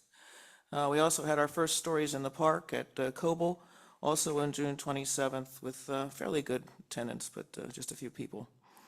I want to thank Jason and the Public Works team for their support and help in the setup and required for these events, and also for helping us get water on the trees in Cuddy. The new trees were starting to suffer with the drought, so we've got them properly watered now, so that's great. Thank you. Our next concert is Thursday, July 27th at 7 o'clock at Cuddy. It's Barefoot Bobby and the Breakers. We've had them before. They're a really good group, so come on out and have some fun. And again, ice cream. Our next book club discussion is Saturday, July 13th at 10:30 at Cuddy Park. We meet at the Pavilion. The book this month is Young Woman and the Sea by Glenn Stout. We will have free refreshments. Katie and Becky do a real good job of organizing discussion and leading discussion. It went very well the last time. We're hoping for a great turnout and another good session. Our little libraries are in need of books. We did find a good source for children's books through Katie's friend, but we're particularly still looking for anyone who happens to have some old kids' books or old adult books. We could drop them off here at the township building or put them in one of the little libraries, either at Cuddy or Coble Park. So we are looking for donations if we can get them. We're having good use of the libraries. The taking part's happening. The bring back one isn't happening so much. So it's working one way anyway. They're finding them. It does look like we will be able to do a movie on the mountain this year. I was able to get a 50% donation from Victory Bank of $875, and that covers most of the projection fees that we have. We also have a $250 donation from State of Mind from Kevin, and I'm in discussion with Upper Fred and Upper Salford. They both want to participate in this again with us, and between sharing the costs and in-kind donations of the materials that we need, I think we'll be able to do it. So I'm organizing a meeting with them, hopefully within the next month and a half. Talked to Rick Buckman. We have 2 dates in September that we were able to use the lot he'll make available for us. So we're proceeding forward with trying to coordinate that event and make it pull off again. It's one of our most popular events for the local Tri-Township and beyond area. So we want to try to do that if we can.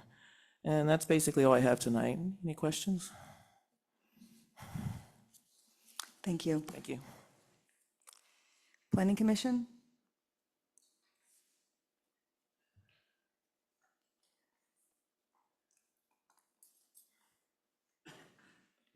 The Planning Commission met on June the 20th, and we covered the application for 15 Gerloff Road.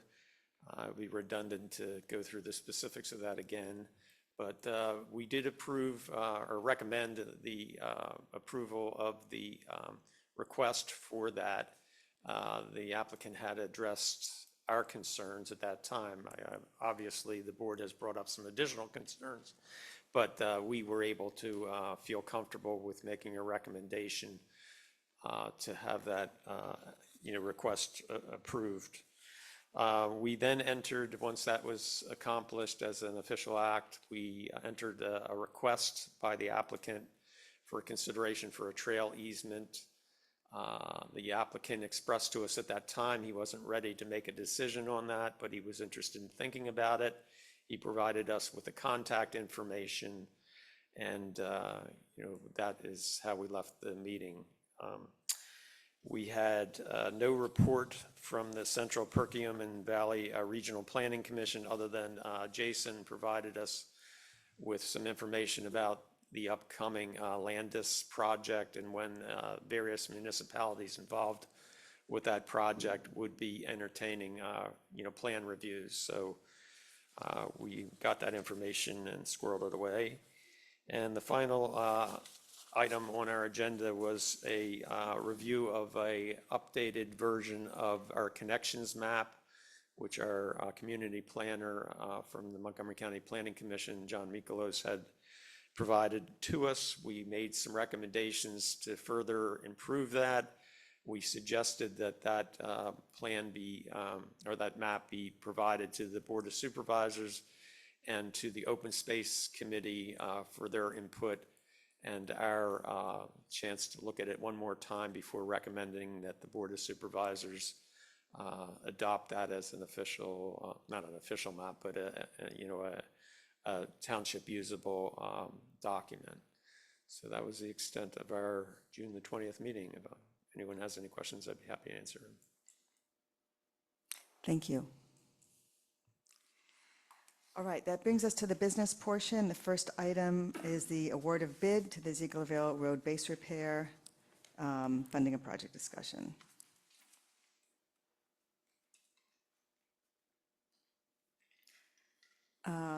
All right, so in our last meeting, Carol gave a fabulous presentation about the need for this project, the funding for the project, and also delinking this project from a future sewer connection on Zieglerville. So I don't want to repeat that one more time. The money for this that's been allocated for this project cannot be swapped over to bring the sewer up Zieglerville Road. So let's not talk about that again.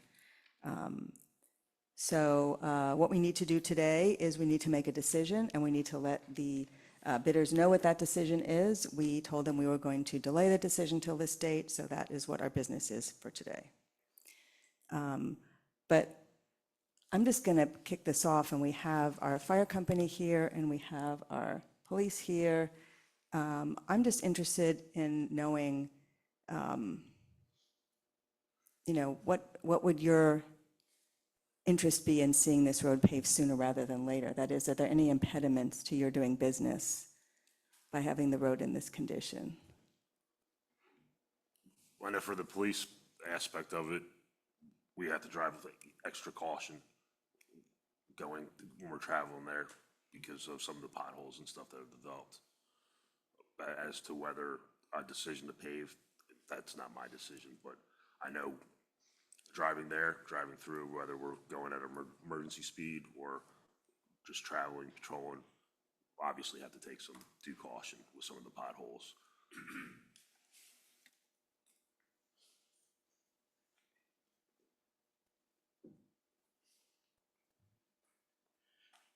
As far as the fire is concerned, there's no major, really huge, big potholes that we hit that are no worse than the ones on Spring Mount Road. There's an occasional manhole that it dips.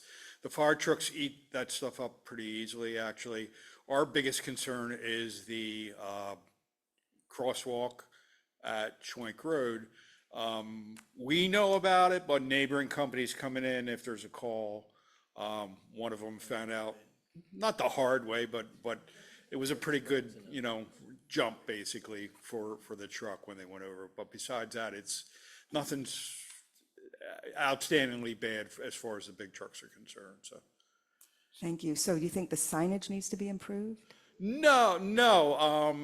Guys who have been running this area for 20 years and most of the drivers are older, didn't expect it, let's put it this way. It just was there. And there hasn't been calls that they've had to go through because there's not a lot of call volume out there. It's mostly in the townhouses. And I think it was a call in the townhouses, and they were coming a long way around just to cover both ends of what the call was, and it just snuck up on them, basically, so. Okay, thanks. Thank you.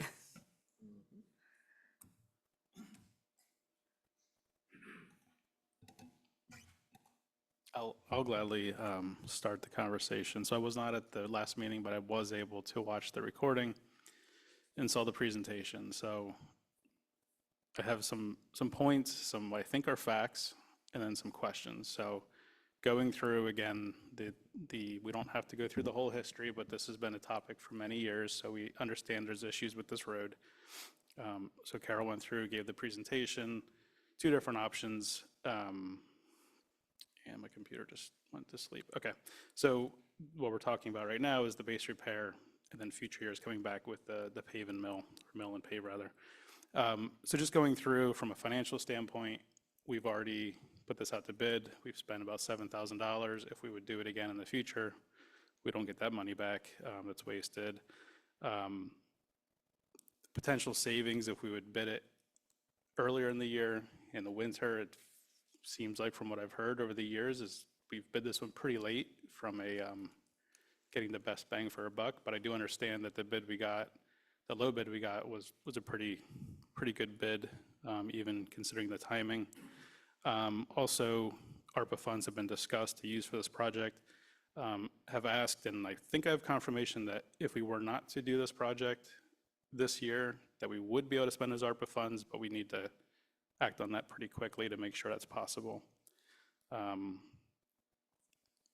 Obviously, no matter what, want to make sure that we address Spring Mountain Road as well, so separate conversation probably, but just want to keep that out there. What's confusing to me is in the presentation, there was two options. One, to go through with what was bid out. The other one was the alternative plan to do it all at once at a similar price. About a month ago, I think Supervisor Sachs mentioned that there's other, besides what we talked about from the engineer, ways to do this. At that meeting, I had asked that there was some research put into that. I don't think that was done. So where my question mark is right now is there another option that's going to last, going to be a good option that we can do next year for significantly less money than this, and we'd still be able to use our liquid fuels. We would not be able to use ARPA, but we would still get a quality road and not spend $500,000 and understand what that option is.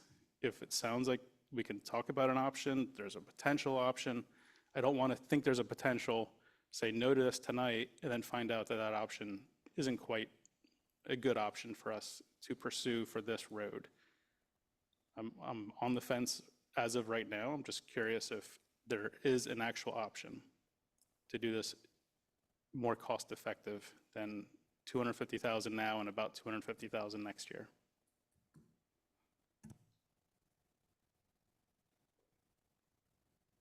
Supervisor Byrd, is your question directed to me? Sure can be. Just want to be clear. So we have a road that has base failure. That means just putting a coating on top of it is a short-term solution. It's not stabilizing the road underneath where we've got base failure. So it is necessary to repair the road all the way down to the base where we have base failure. And that's really the point of the presentation that was done at the workshop meeting. So putting something on top of that would not be a long-term solution to the problem. If we had all the money in the world available to us today, I would say that the ideal way to do this road is to mill off the top, then do the base repairs, and then put your top course of paving on it. But as you pointed out already, that's double the cost of just doing the base repair project, and that's likely more money than the township has at its fingertips right now. So this method or this approach was selected. It's similar to what was done years ago on Meng Road, where we come through one year and we do the base repairs and stabilize the road so that liquid fuels money can be gathered again. and we can come through in another year or two and do the wearing course.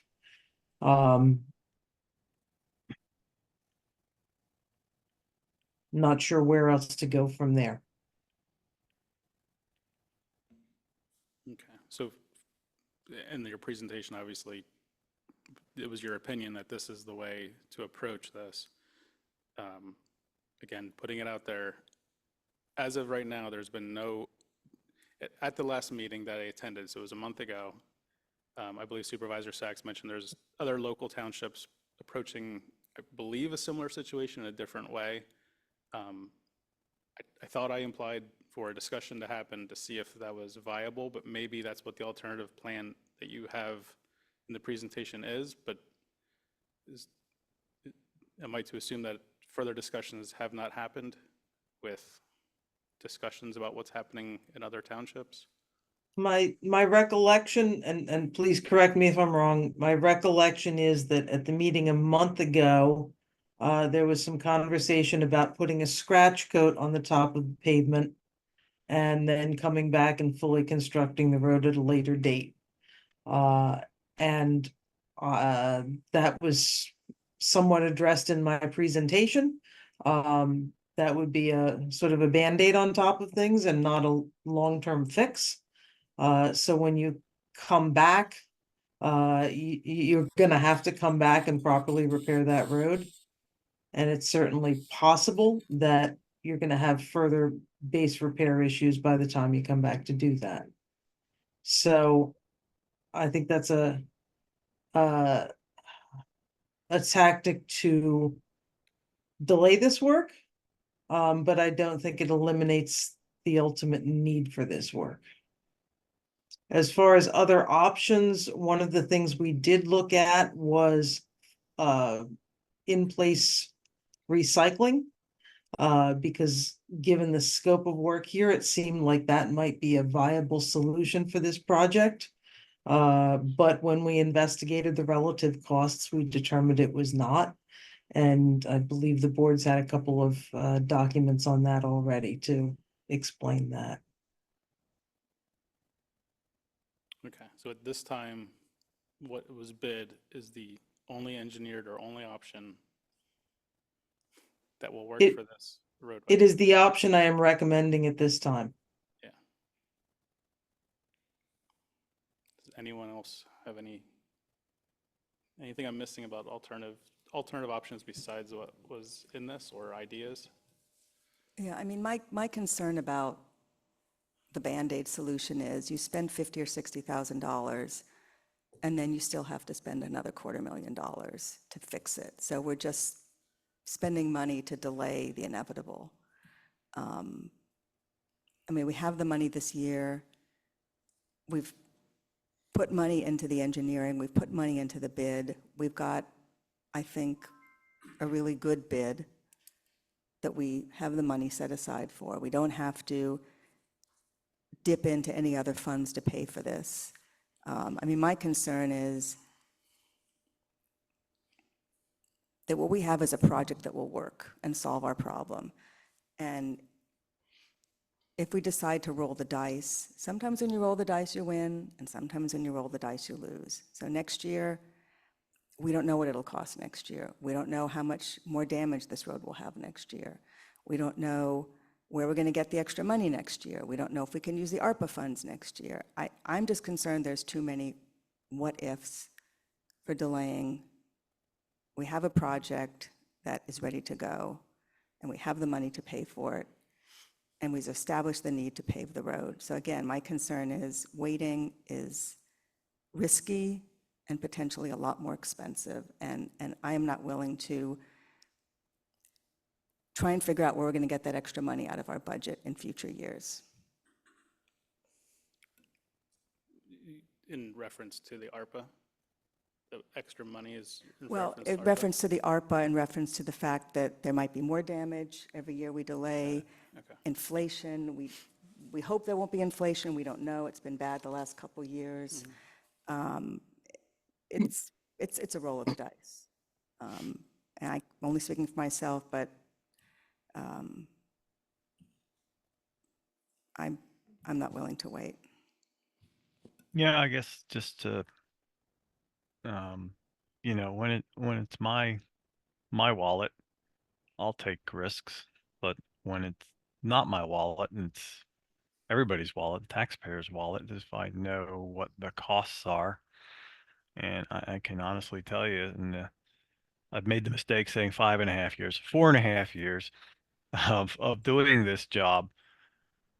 So many unexpected things have happened, in terms of just life and things happening in this township that I'm very hesitant to speculate that we can just kick this down the road and feel that we're going to be able to pay for it or something. Something else is going to be taking our attention or something else is going on, whether it's a man-made thing or a natural thing.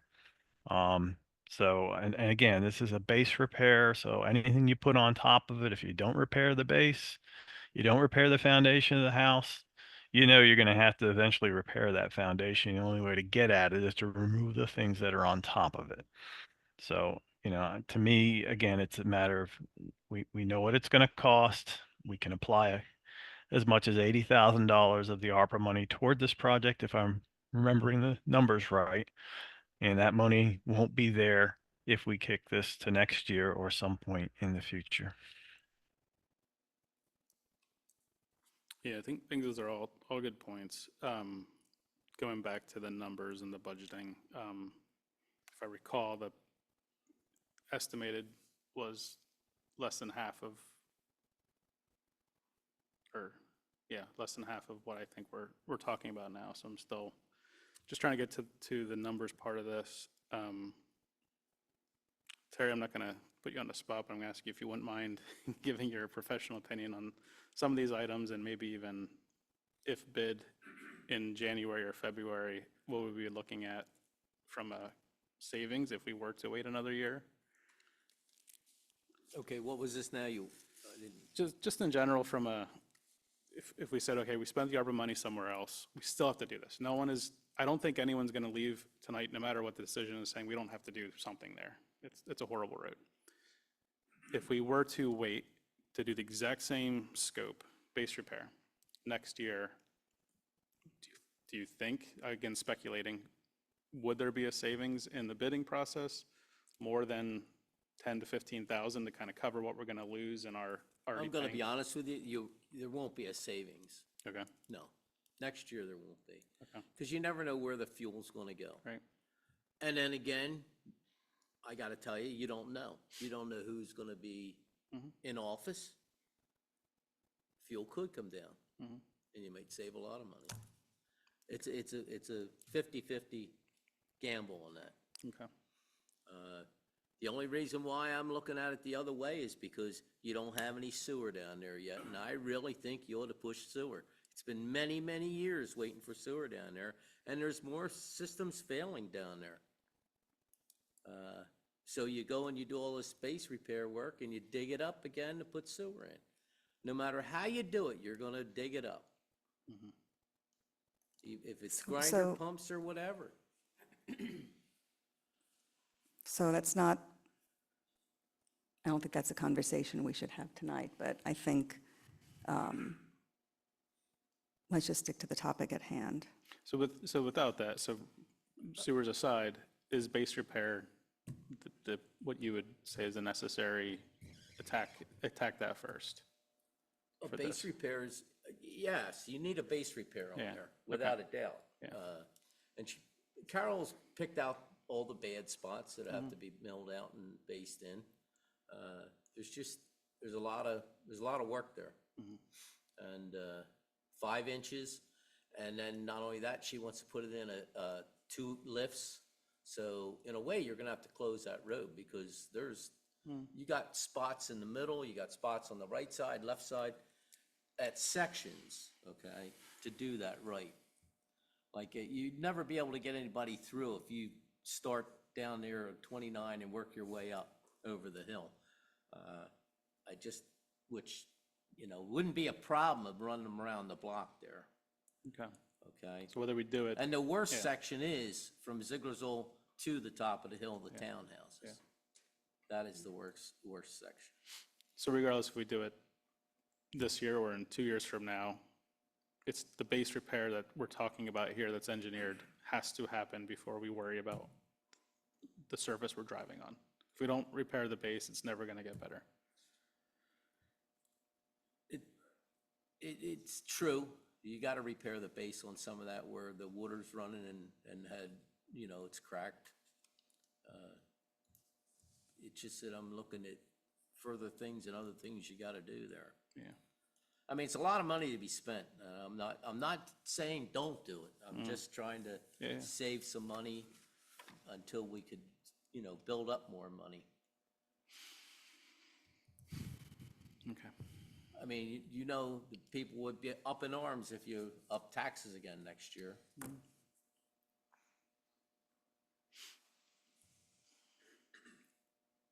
And I see, you know, it's all laid out, the money's there. And, you know, if this is the way you have it laid out, Jason, 70,000 from the ARPA?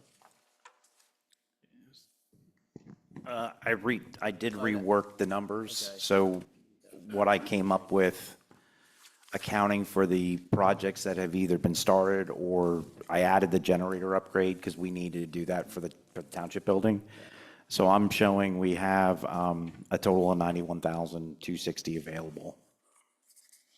Right, as of the end of last week, to use as far as ARPA funds for this project.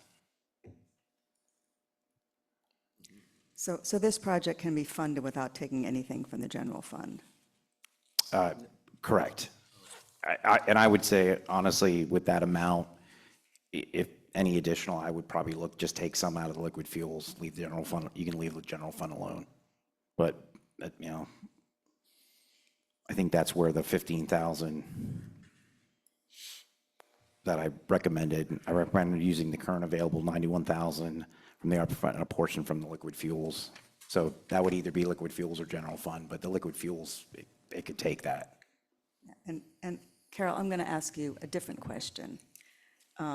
So we have a bid for $245,600 for the Zieglerville repair, and then the add-on, since we'd already have the equipment out there, so it'd be a lot cheaper to do the add-on. I'm assuming you're recommending the option A, which would also include, at the same time, some repairs to Spring Mount. Sorry, is it Spring Mount or Main Street? Both, you are correct, Oh, and okay. that is my recommendation, that along with the award, you include the option A, which is Main Street and Spring Mount Road repairs. Okay, thank you.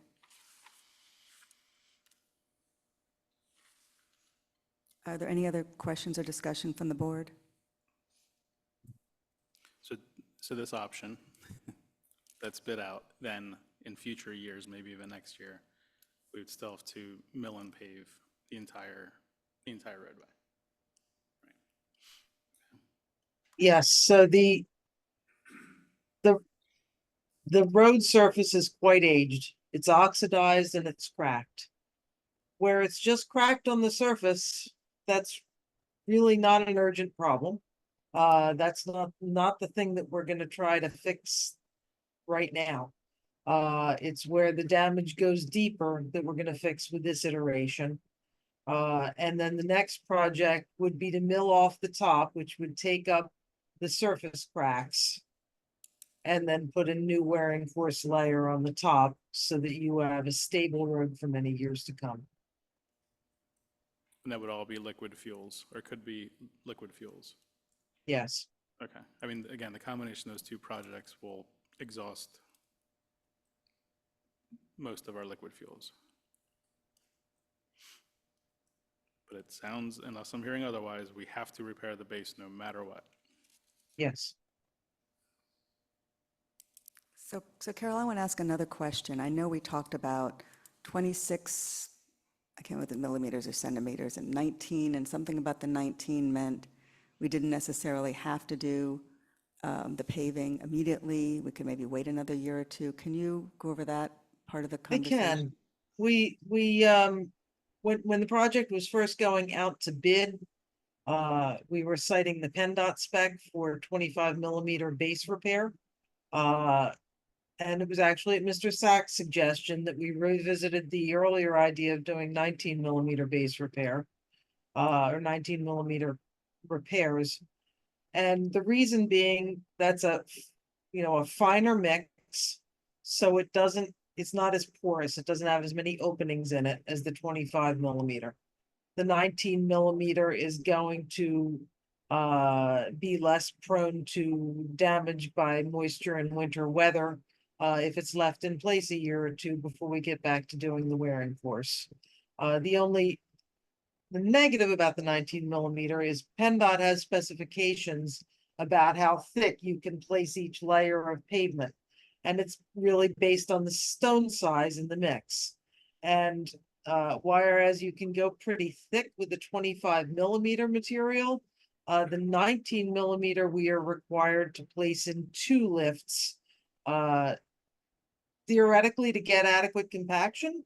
And realistically, because we have to meet PennDOT specs when we're doing a liquid fuels project. So to meet liquid fuels specifications and assure that we've achieved appropriate compaction in accordance with their specifications, we have to do 2 lifts of that 19 millimeter. And that's how the project has been bid, and that's the award you're considering this evening. But what you're saying is we are not necessarily required to complete this job in 1 year. We could potentially wait a second year. I'm being realistic that trying to get the wearing course done exactly 1 year later might be a real challenge fiscally for the township. And I think this 19 millimeter mix is going to buy you a little more time. It's not going to be as easy for the water to get into the surface as it waits for the wearing course.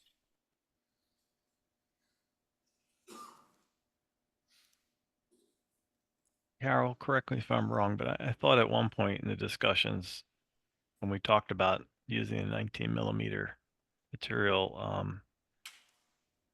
and maybe it was Terry Sachs who mentioned it, like doing a chip seal to sort of extend it a little bit longer. Is that a viable option, or am I mixing something up? That's not an unreasonable thing to consider if we need to buy more time to get to the wearing course. Once the base repairs are done, we could look at a chip seal or similar application to seal the cracks that are in the remaining areas of wearing course, and to seal the 19 millimeter until you're ready to go back and do a finished wearing course. Do the full mill and pave. So you could do that as a short-term stopgap measure until you accumulated the necessary funds to do the wearing course. I think that's a realistic approach.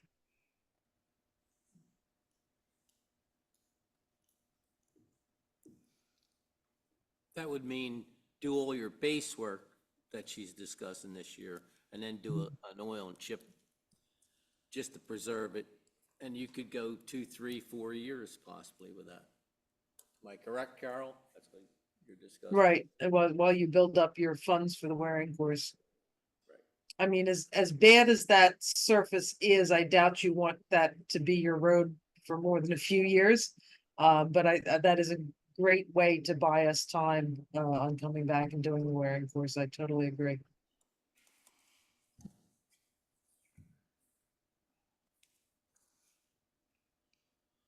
Any more discussion from the board?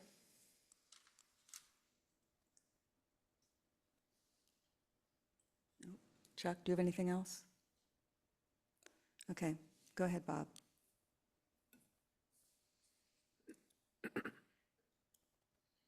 Bob Burns, Zieglerville Road. Carol, is there a 10% on top of the job contingency fee? No, So there won't be any inspections done by your firm that's going to cost the township any more money? it's not in the Saks contract that's being considered for award tonight to have a contingency. That's what I'm answering. Okay. So in the bid, you have a unit number that if the subgrade is bad after the patches are milled out down to the 5.5 inches, There's I forget what the unit number was. You have it all combined as one. You have the additional excavation, the removal of that material, and new stone going in that material, all placed at at a tonnage number.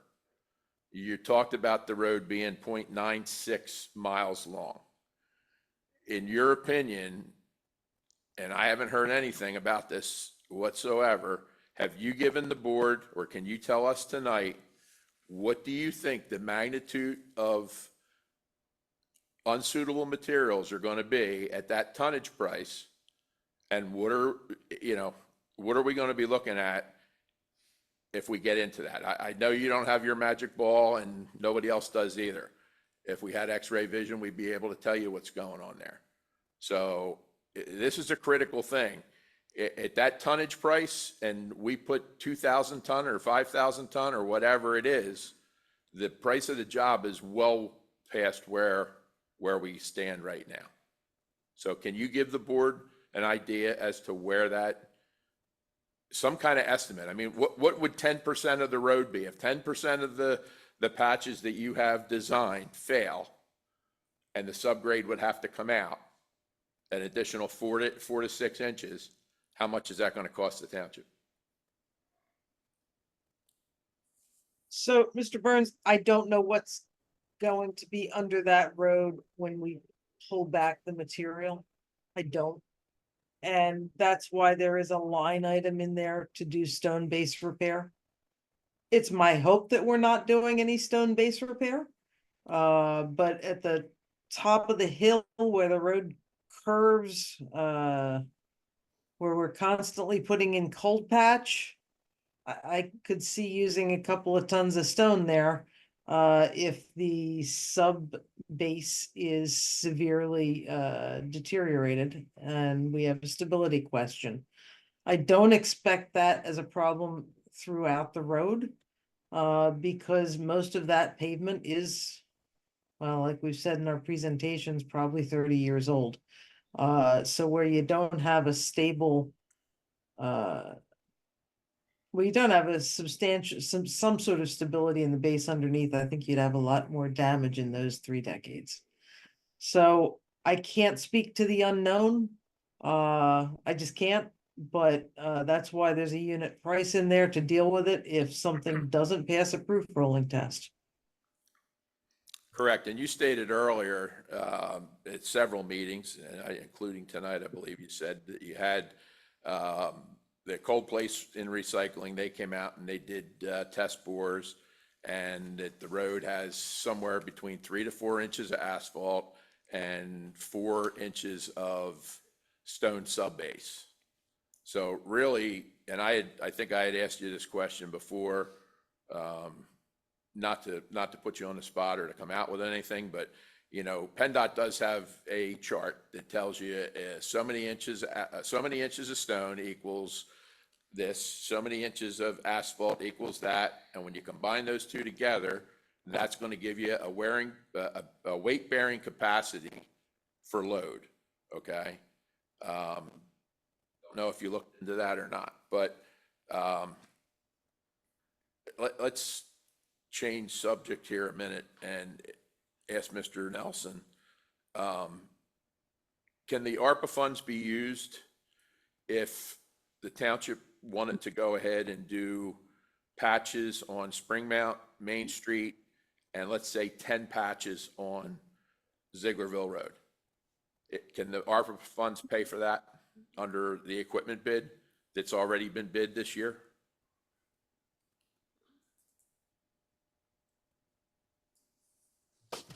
I'm not really sure what you're asking, but as long as the ARPA funds are dedicated to a project this year, then they can be used for that project. Okay, so that's what I'm getting at. So here again, we don't know. Carol just said she doesn't know if there's bad spots. Terry's been here his whole life. I've been here 33 years. I live on Zieglerville Road.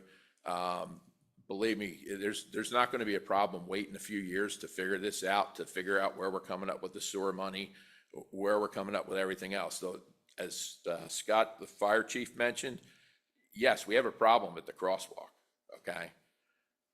You guys are worried about losing the ARPA funds. Let's not lose the ARPA funds. Let's go ahead and pick 10 spots on Zieglerville Road, whatever that square yardage comes out to be.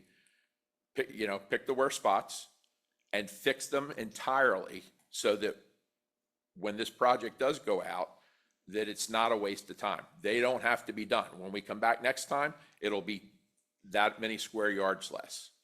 You'll find out whether or not you have bad subbase in those areas. That might give us more thought as to what we're doing looking forward. Now, I know last week after the meeting, there was some conversations. I think Mr. Sachs might have asked Carol at the time, what if instead of doing all these patches, so there's 60 some patches, I believe is the total. What if we just milled the 9.96 road down 4.5, 5 inches, mill the whole thing, one shot, get it out of there, come back in and put the 3.5 inches, I believe, Mr. Sachs, was that what you were talking about? I did mention that. So that way you're not bouncing between all these patches, okay? That's giving you a better uniform job. I understand for that to be done, it can't be done under the equipment bid right now, or under the current bid that we're talking about that would either have to be canceled tonight or awarded tonight. So, Mr. Sachs, not to put you on the spot, if this could be put back out the bid next month and turned around by the end of August, do you think your firm and other firms would bid on the job and be able to get it done by November? Well, you're gonna get bidders, no matter what. Well, we need 3 bidders. You're gonna get bidders. Yeah. Simple as that. So in order to accept the bid, it has to have 3 bidders. We got 3 bidders this last time. But to answer when you were talking about some of the possibly small, bad spots underneath, that's why we had mentioned about the 19 millimeter. When you put that in 2 lifts, you're bridging Right. a lot better than you are of 5 inches of the 25 millimeter. Because your 25 millimeter all comes with 3/4 inch stone. Gotcha. Where your 19 millimeter it's like a modified mix, which it really makes a bridge. The other thing that I've mentioned, that I keep mentioning, is here again, the way Carol has it designed right now, you're coming in and you're sitting in the patch and you're taking the 5.5 inches out. If you put the 5.5 inches back, you're rolling it and compacting it with the existing grade of the road right now. That means when you come back later on, whether it's next year, 2 years down the road or whatever, if you're come back in and you're gonna mill and overlay the road, you're gonna take that 1.5 to 2 inches back out of the trenches. So all this brand new asphalt you just put in there, you're just gonna mill it away. Yes. So, I mean, obviously the right way to do it is mill the whole road, 1.5, then take the patches out, okay?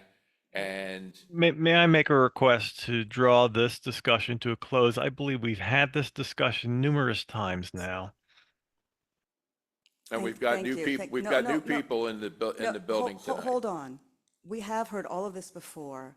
If you have something new to share, we can hear that, but this feels like an interrogation, not a comment. Well, we don't know the answer to the questions unless we ask them because there's no documents been Ask a provided. new question. Make Regardless of whether comment. this We're not gonna, regardless of whether this project gets done this year or 5 years, there will always be uncertainties in terms of the subbase. Always, always, always. That is, your engineer is telling you what she knows and what she doesn't know. And I know because I do engineering and I tell my customers what I know and what I don't know. And waiting a year is not going to make the situation any different.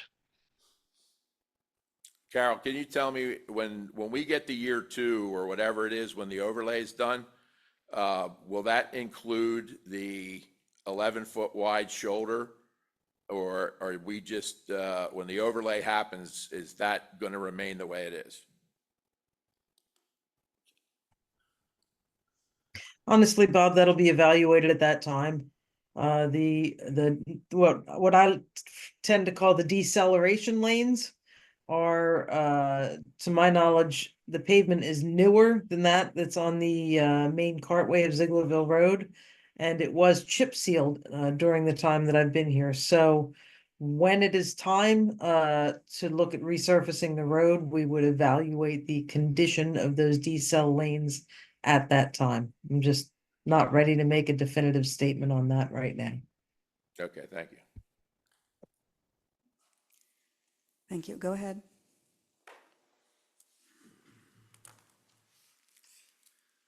Sean Albert, 13 Zieglerville Road. Really didn't come here to talk about the paving, but Bob just brought something up that I had not heard about. What is this 11-foot shoulder? Is that in addition to the current road right now? So it's not down at the lower section? Okay. Thank you. Any other public comment? Okay. Any other more discussion from the board, or? No, I think we've discussed this to death. I'm going to make the motion. I move to accept the bid from Saks and Sons, Inc. in the amount of $245,600 for the Zieglerville Road pavement base repair, along with the amount $11,155 for base repair work on Springmount Road and Main Street, and further authorize the township manager to sign all necessary paperwork to complete the contract. Do I have a second? I recuse myself of any of the votes here on this. Thank you. Do I have a second? Yep, Chuck Geiser will second. All right, Supervisor Hexter made the motion, Supervisor Yarza made the second. All those in favor signify by saying aye. Aye.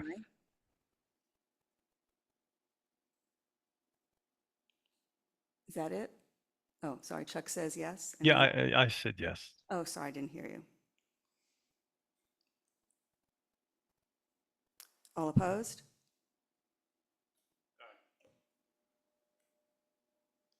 You're going to say something? No. You're opposed. Okay, motion does not pass. There were 2 in favor and 2 opposed. I just want to say, this thing costs $50,000 next year. You guys figure out where to get the money. Quite honestly, I think as far as just, we spent so much time on this, patch it, keep going. I would, unless I change my mind, I prefer not to even see this on any agenda next year. We'll move on to other roads. I agree. All right, next item, Manning Property Dormant EDU discussion.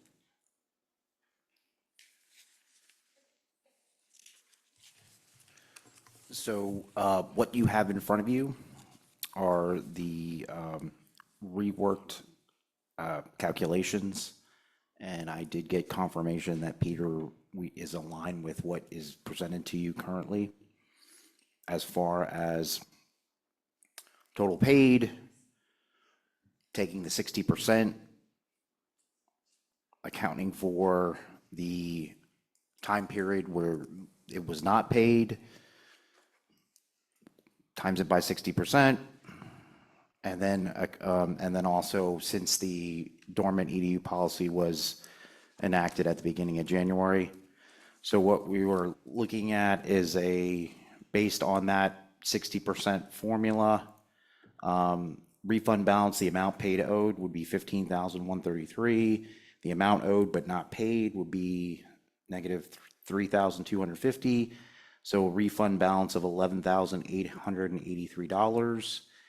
As included with the return of the 5 EDUs minus the 10% at $1,500 per EDU, multiplied by the 10% admin fee, that would be a balance of $6,750 for a total of $18,633.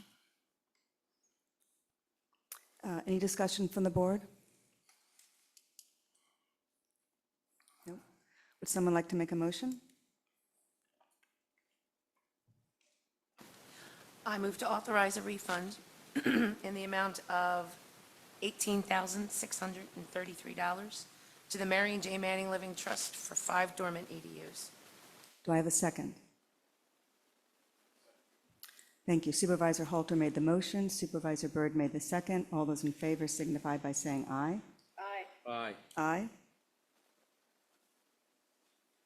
Can you just raise your hand if that's an aye, Chuck? You're on mute. Just raise your hand if that was an aye. Okay, great. All right. Motion passes unanimously. Thank you. All right. Next item is the 1139 North Gravel Pike dormant EDU discussion. So at the June 25th meeting, the board directed us to do the calculation for this property similarly to how the Manning request was done.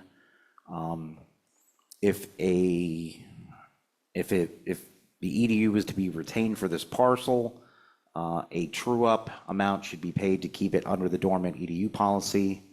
One payment was made for 1 month of 2022. I provided the calculations, just so the board's aware.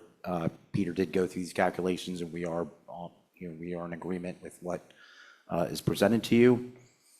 So the $66.67 multiplied by 60% for the first month of 2022, $40. Refund for the amount paid would be $26.67. Amount that should have been billed since the last payment for 2022 would have been $800 minus the $66.67 for a total of $733.33 for the whole of 2023 at $800. That total of the remainder would be $1,533.33. Timesing that by 60%, the $920 would be the max amount allowed to be billed, plus the $50 for the first quarter under the new policy, dormant policy, in amount of $970. So the refund balance would be amount paid owed, $26.67, subtracted from $970, which would be the amount owed but not paid. So the amount of true up to be paid would be $943.33 owed by the property owner. If the EDU would be, do you want me to continue going through this? So let me just ask Phil, do you want to maintain the EDU or do you want to turn it in? Okay. Okay, so the short version of this story is to maintain it, you would have to pay the township $943.33. Is that acceptable? Okay. Is there any other discussion from the board? Any other questions? Okay. No, my only question for Jason is you basically use the same formula for this calculation that you did for Eric Manning. Is that correct? Yes, Chuck. Thank you. Yeah, that's actually, as Peter said. All right. Would someone like to make a motion?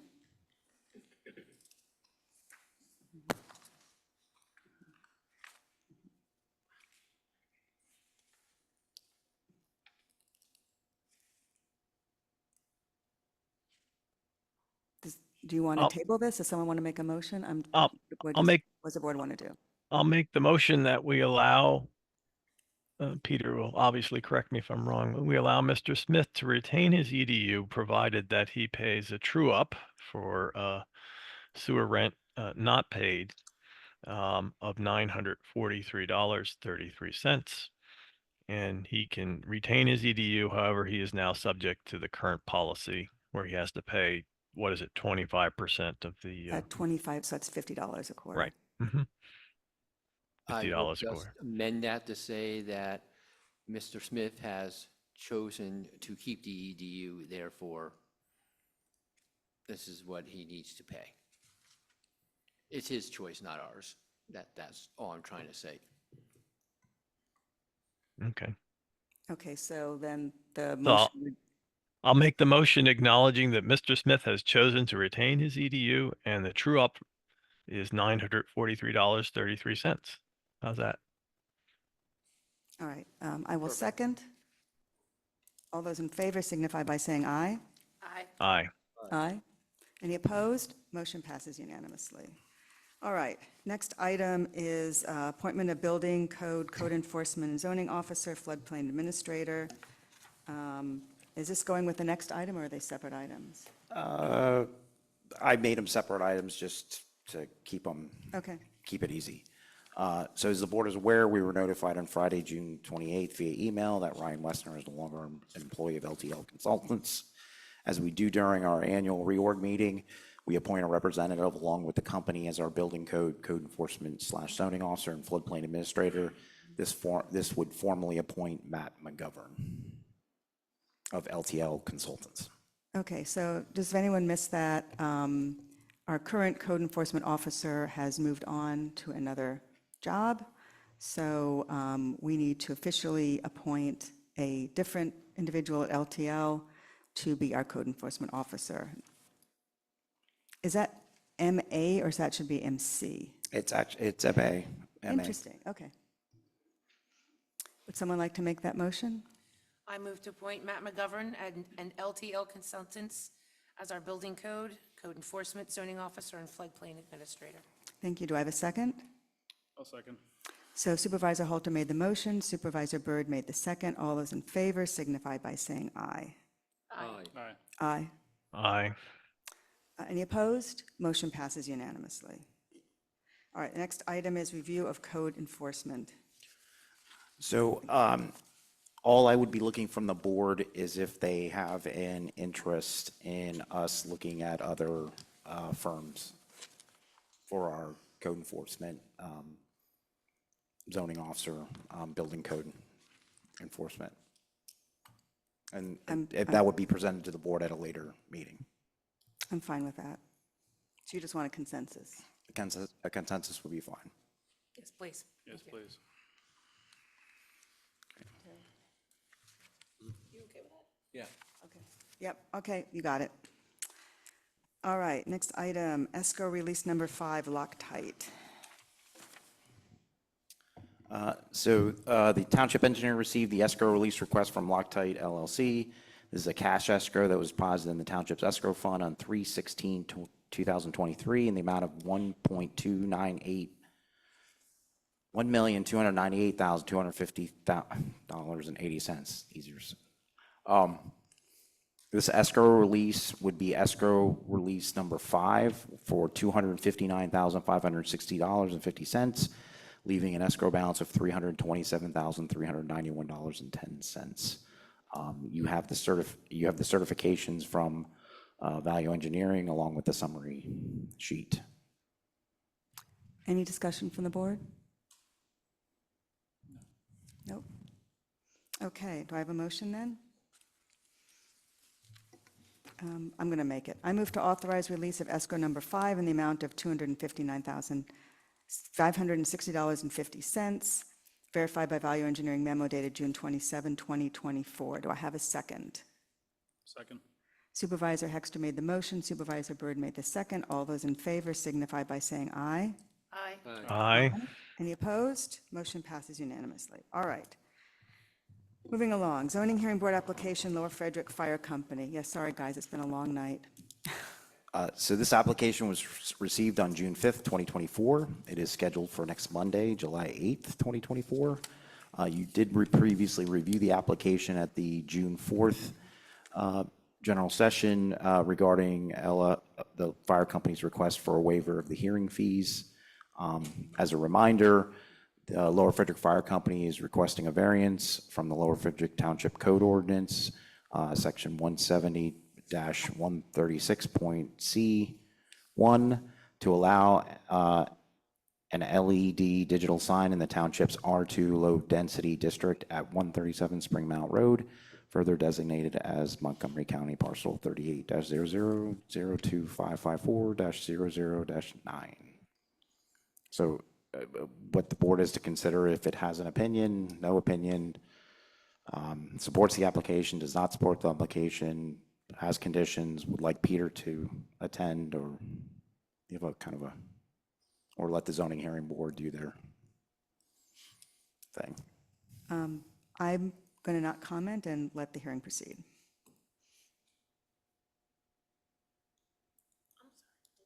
I said I have no comment, just allow the zoning hearing board to do their thing. I agree.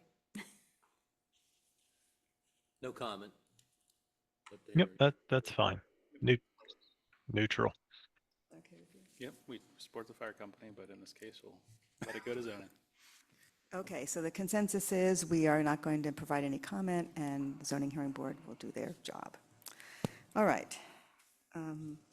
Next item was brought up last time by Dan Orff about opposing House Bill 1976 and 2045, and these are bills which would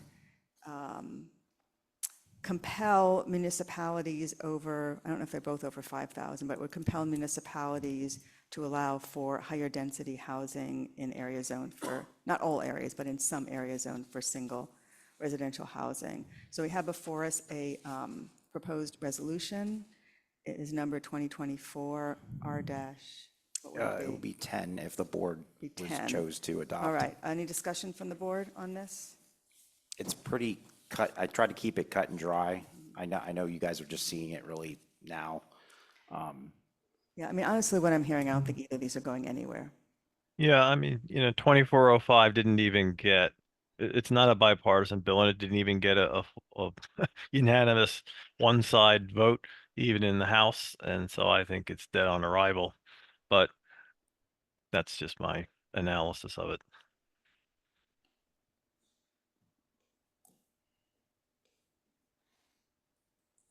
What would the board like to do? You can take a position on it, that's fine. I don't have an issue with it. A position to oppose? Sure. Oppose it and therefore supporting the resolution? That's correct, yeah. Anyone else? Yep. Yeah, keep going. Would someone like to make that resolution then?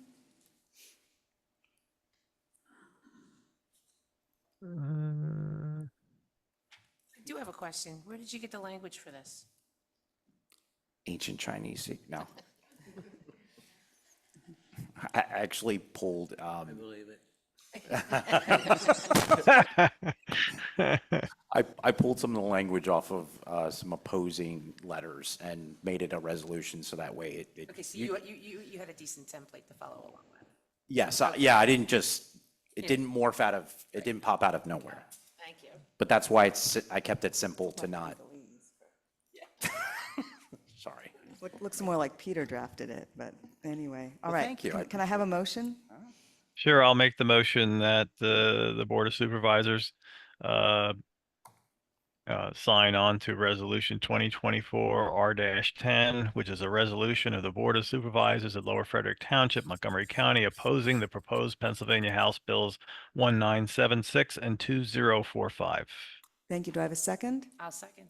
Supervisor Yiser made the motion. Supervisor Halter made the second. All those in favor signify by saying aye. Aye. Aye. Aye. Aye. Any opposed? Motion passes unanimously. And that brings us to the end. Hooray. All right. Fireplace. Request. That should be pretty straightforward. So for fireplace assistance the request was on June 17th. It's for the summer concerts at Meadow Park on July 17, August 21st, for Shrinksville Community Day on September 21st, for the Halloween Parade on October 24th, and for Shrinksville Santa on the Plaza on December 7th. Well, I move to authorize the use Sorry, of is Lower there- Frederick Fire Company Fire Police at the request of the Shrinksville Borough for their 2024 events. I will second. Second it. Oh, sorry, just got in there before you, Terry. What's that? Just got in there before you, sorry. I'm sorry. You'll get the next one, yep. Next one of the next meeting, I think we're at the end of the agenda. Okay, so Supervisor Halter made the motion, Supervisor Hexter made the second. All those in favor signify by saying aye. Aye. Aye. Any opposed? Motion passes unanimously. All right, that brings us to the end of our business section. We are now at public comment. I'm going to let you go first, sir, because we've heard from Bob already. Again, Sean Albert, resident 13 Zieglerville Road. I'm one of the property owners that was affected or involved in the recent stormwater management project that was just near completion. I know Carol stated in her report earlier that it is near completion, and that with that being said, my ultimate question is, who is the person who is responsible for making sure that the easement is fully executed and being followed. Is that Carol, is that Jason, or is that you as supervisors? What do you mean by fully executed? Well, there's language in the easement, and some of the things that were agreed upon in this easement are not fully been followed. We've communicated with Carol, we've communicated with Jason as well about restoring the construction entrance in according to the easement, and that is yet to be followed. There's certainly a conflict there, and the only answer that I'm getting back is from Carol, which is not in alignment with what was signed. And it's in page 5, number 19. It says that our property will be restored to pre-pool construction that we had. It was part of the benefits to which why we signed this agreement. And we're just asking for it to be followed, bottom line. Today, we got an email saying that it was not her intentions to restore one of our flower beds, which was one of the things that needed to be done. She's saying that's only going to be a mulch bed. Again, we avoided going through any type of litigation or any type of inconvenience to the township in getting this project done.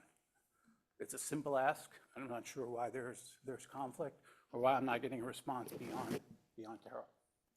Let's talk after the meeting, you and I, and I'll talk to Carol and Jason, and we'll do a powwow. We'll get, see what we can do about this, okay? That'll happen tonight? Yeah. Thank you. Thank you, and thank you for coming to the meeting, sir. Go ahead, Bob. No more Zieglerville Road questions. No. So is it possible to talk to Bob Preston or whoever, our sewer engineer, and let's get the ball rolling on a design or an anticipation for getting those 18 or 20 people figured out as to what it is? Because I believe Chuck asked Carol a few meetings ago, well, what is the design? And she said there isn't a design, so I can't hypothetically talk about it. So, I mean, if we keep kicking it down the road, to use your terminology that you used a couple meetings ago, Marla, that's why it took so long to get Babington, Riverside, and Fulmer taken care of. Well, that's not the real reason. So all I'm saying is, can the board please move this discussion along with one of our professionals and see where it goes? Thank you. Thank you. And I'm just going to say one more time, and I hope this doesn't come up again. Just because some folks have managed to put a kibosh on paving a road, these projects are not interchangeable. We can pave Zieglerville Road, we can put the sewer down Zieglerville Road. We cannot pave Zieglerville Road, we could not put the sewer down Zieglerville Road. The pots of money that they come from are completely different. So I'm just don't want to hear any more about, oh good, now we've killed Zieglerville Road project, now we can bring the sewer. They're not the same thing. I'm not going to argue with you, I'm just making the statement. They're completely different issues. So if we could, if we look at, I'm not going to argue, if we look into the sewer project, that's great, we should look into the sewer project. But there's no connection between not paving the road and looking into the sewer project. And there should not be any connection. All right, that's my supervisor comment for the night. Go ahead, Warren.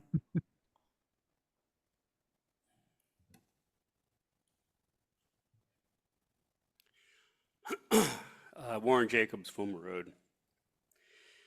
Marla, we understand that those projects are not connected.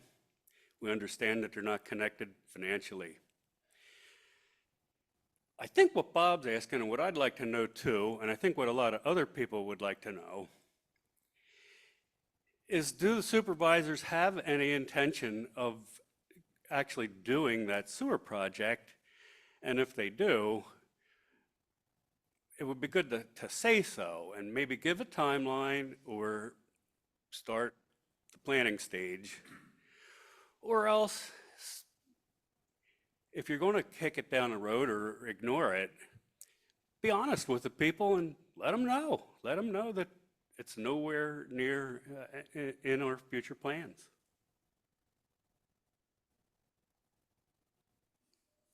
Thank you. Any other public comment? Oh, Brian has his hand up. Yep, good evening. This is Brian from 11 Zieglerville Road. Yes, Marla, I do understand that these are not two connections, but your disconnection is my connection. This discussion about a sewer has been on the books and has been talked about since 1974 for Zieglerville Road. I've lived in this house for 20 years. You've known the problem. You went ahead and changed the 537 to exclude my property. This is the tactics of this township. You need to consider septic for this road. Whether or not you believe it or not, there are multiple homes on this road that have failing systems. You may want to look the other direction on that. I am the poster child to this road, and I would ask that you would consider it. That in case, as long as we're talking about the road, the section of the road that's outside the front of my property has been damaged multiple times. In doing so, has damaged my driveway. The end of my property, my end of my driveway has broken up due to water sitting out in front of my property, along with, I assume, the base under the road that has crumbled and has damaged the swell of my. So I would ask that you would consider that in that project when the road is repaired. Thank you very much. Thank you. So we do have a plan. It's in the 537 plan. It's a 10-year plan. This is a $500,000 project. We don't have a $500,000. There are currently no grants out there this year to get money from. We don't have an engineered project. We can absolutely start talking about it. But I think that the 12 or 14 folks on Zieglerville Road may have to consider that they may have to throw in some of the money to pay for this project above and beyond just the other things. So it's not going to be cheap, and this board can absolutely take this up as an agenda item and start looking at it. But we don't have the money today, and we'd have to figure out where to get it. Brian, do you have another question? Did you just not lower your hand? Yes, I do have Go another. ahead. I do have another comment. Brian Hill, 11 Ziegler River. Somehow you came up with the money for Riverside and Babington, and I don't believe those people are paying any more than their connection to their EDU. So as you consider them as residents of this community, I would ask that you would consider the homes along Zieglerville Road in the same fashion. You cannot treat one group as different than another. So I appreciate that you would take that in consideration during this project or consideration of this project. So the facts of that project were a former board in 2014, 2013, maybe it was 2017, anyway, they borrowed $10 million to build a new sewer plant, to pay for the engineering, and they put aside $2.5 million for that extension. That is how that was paid for. We have not approached the funding for that yet. That is a future discussion. But just to set the record straight, that was how that extension was paid for. All right, any more public comment?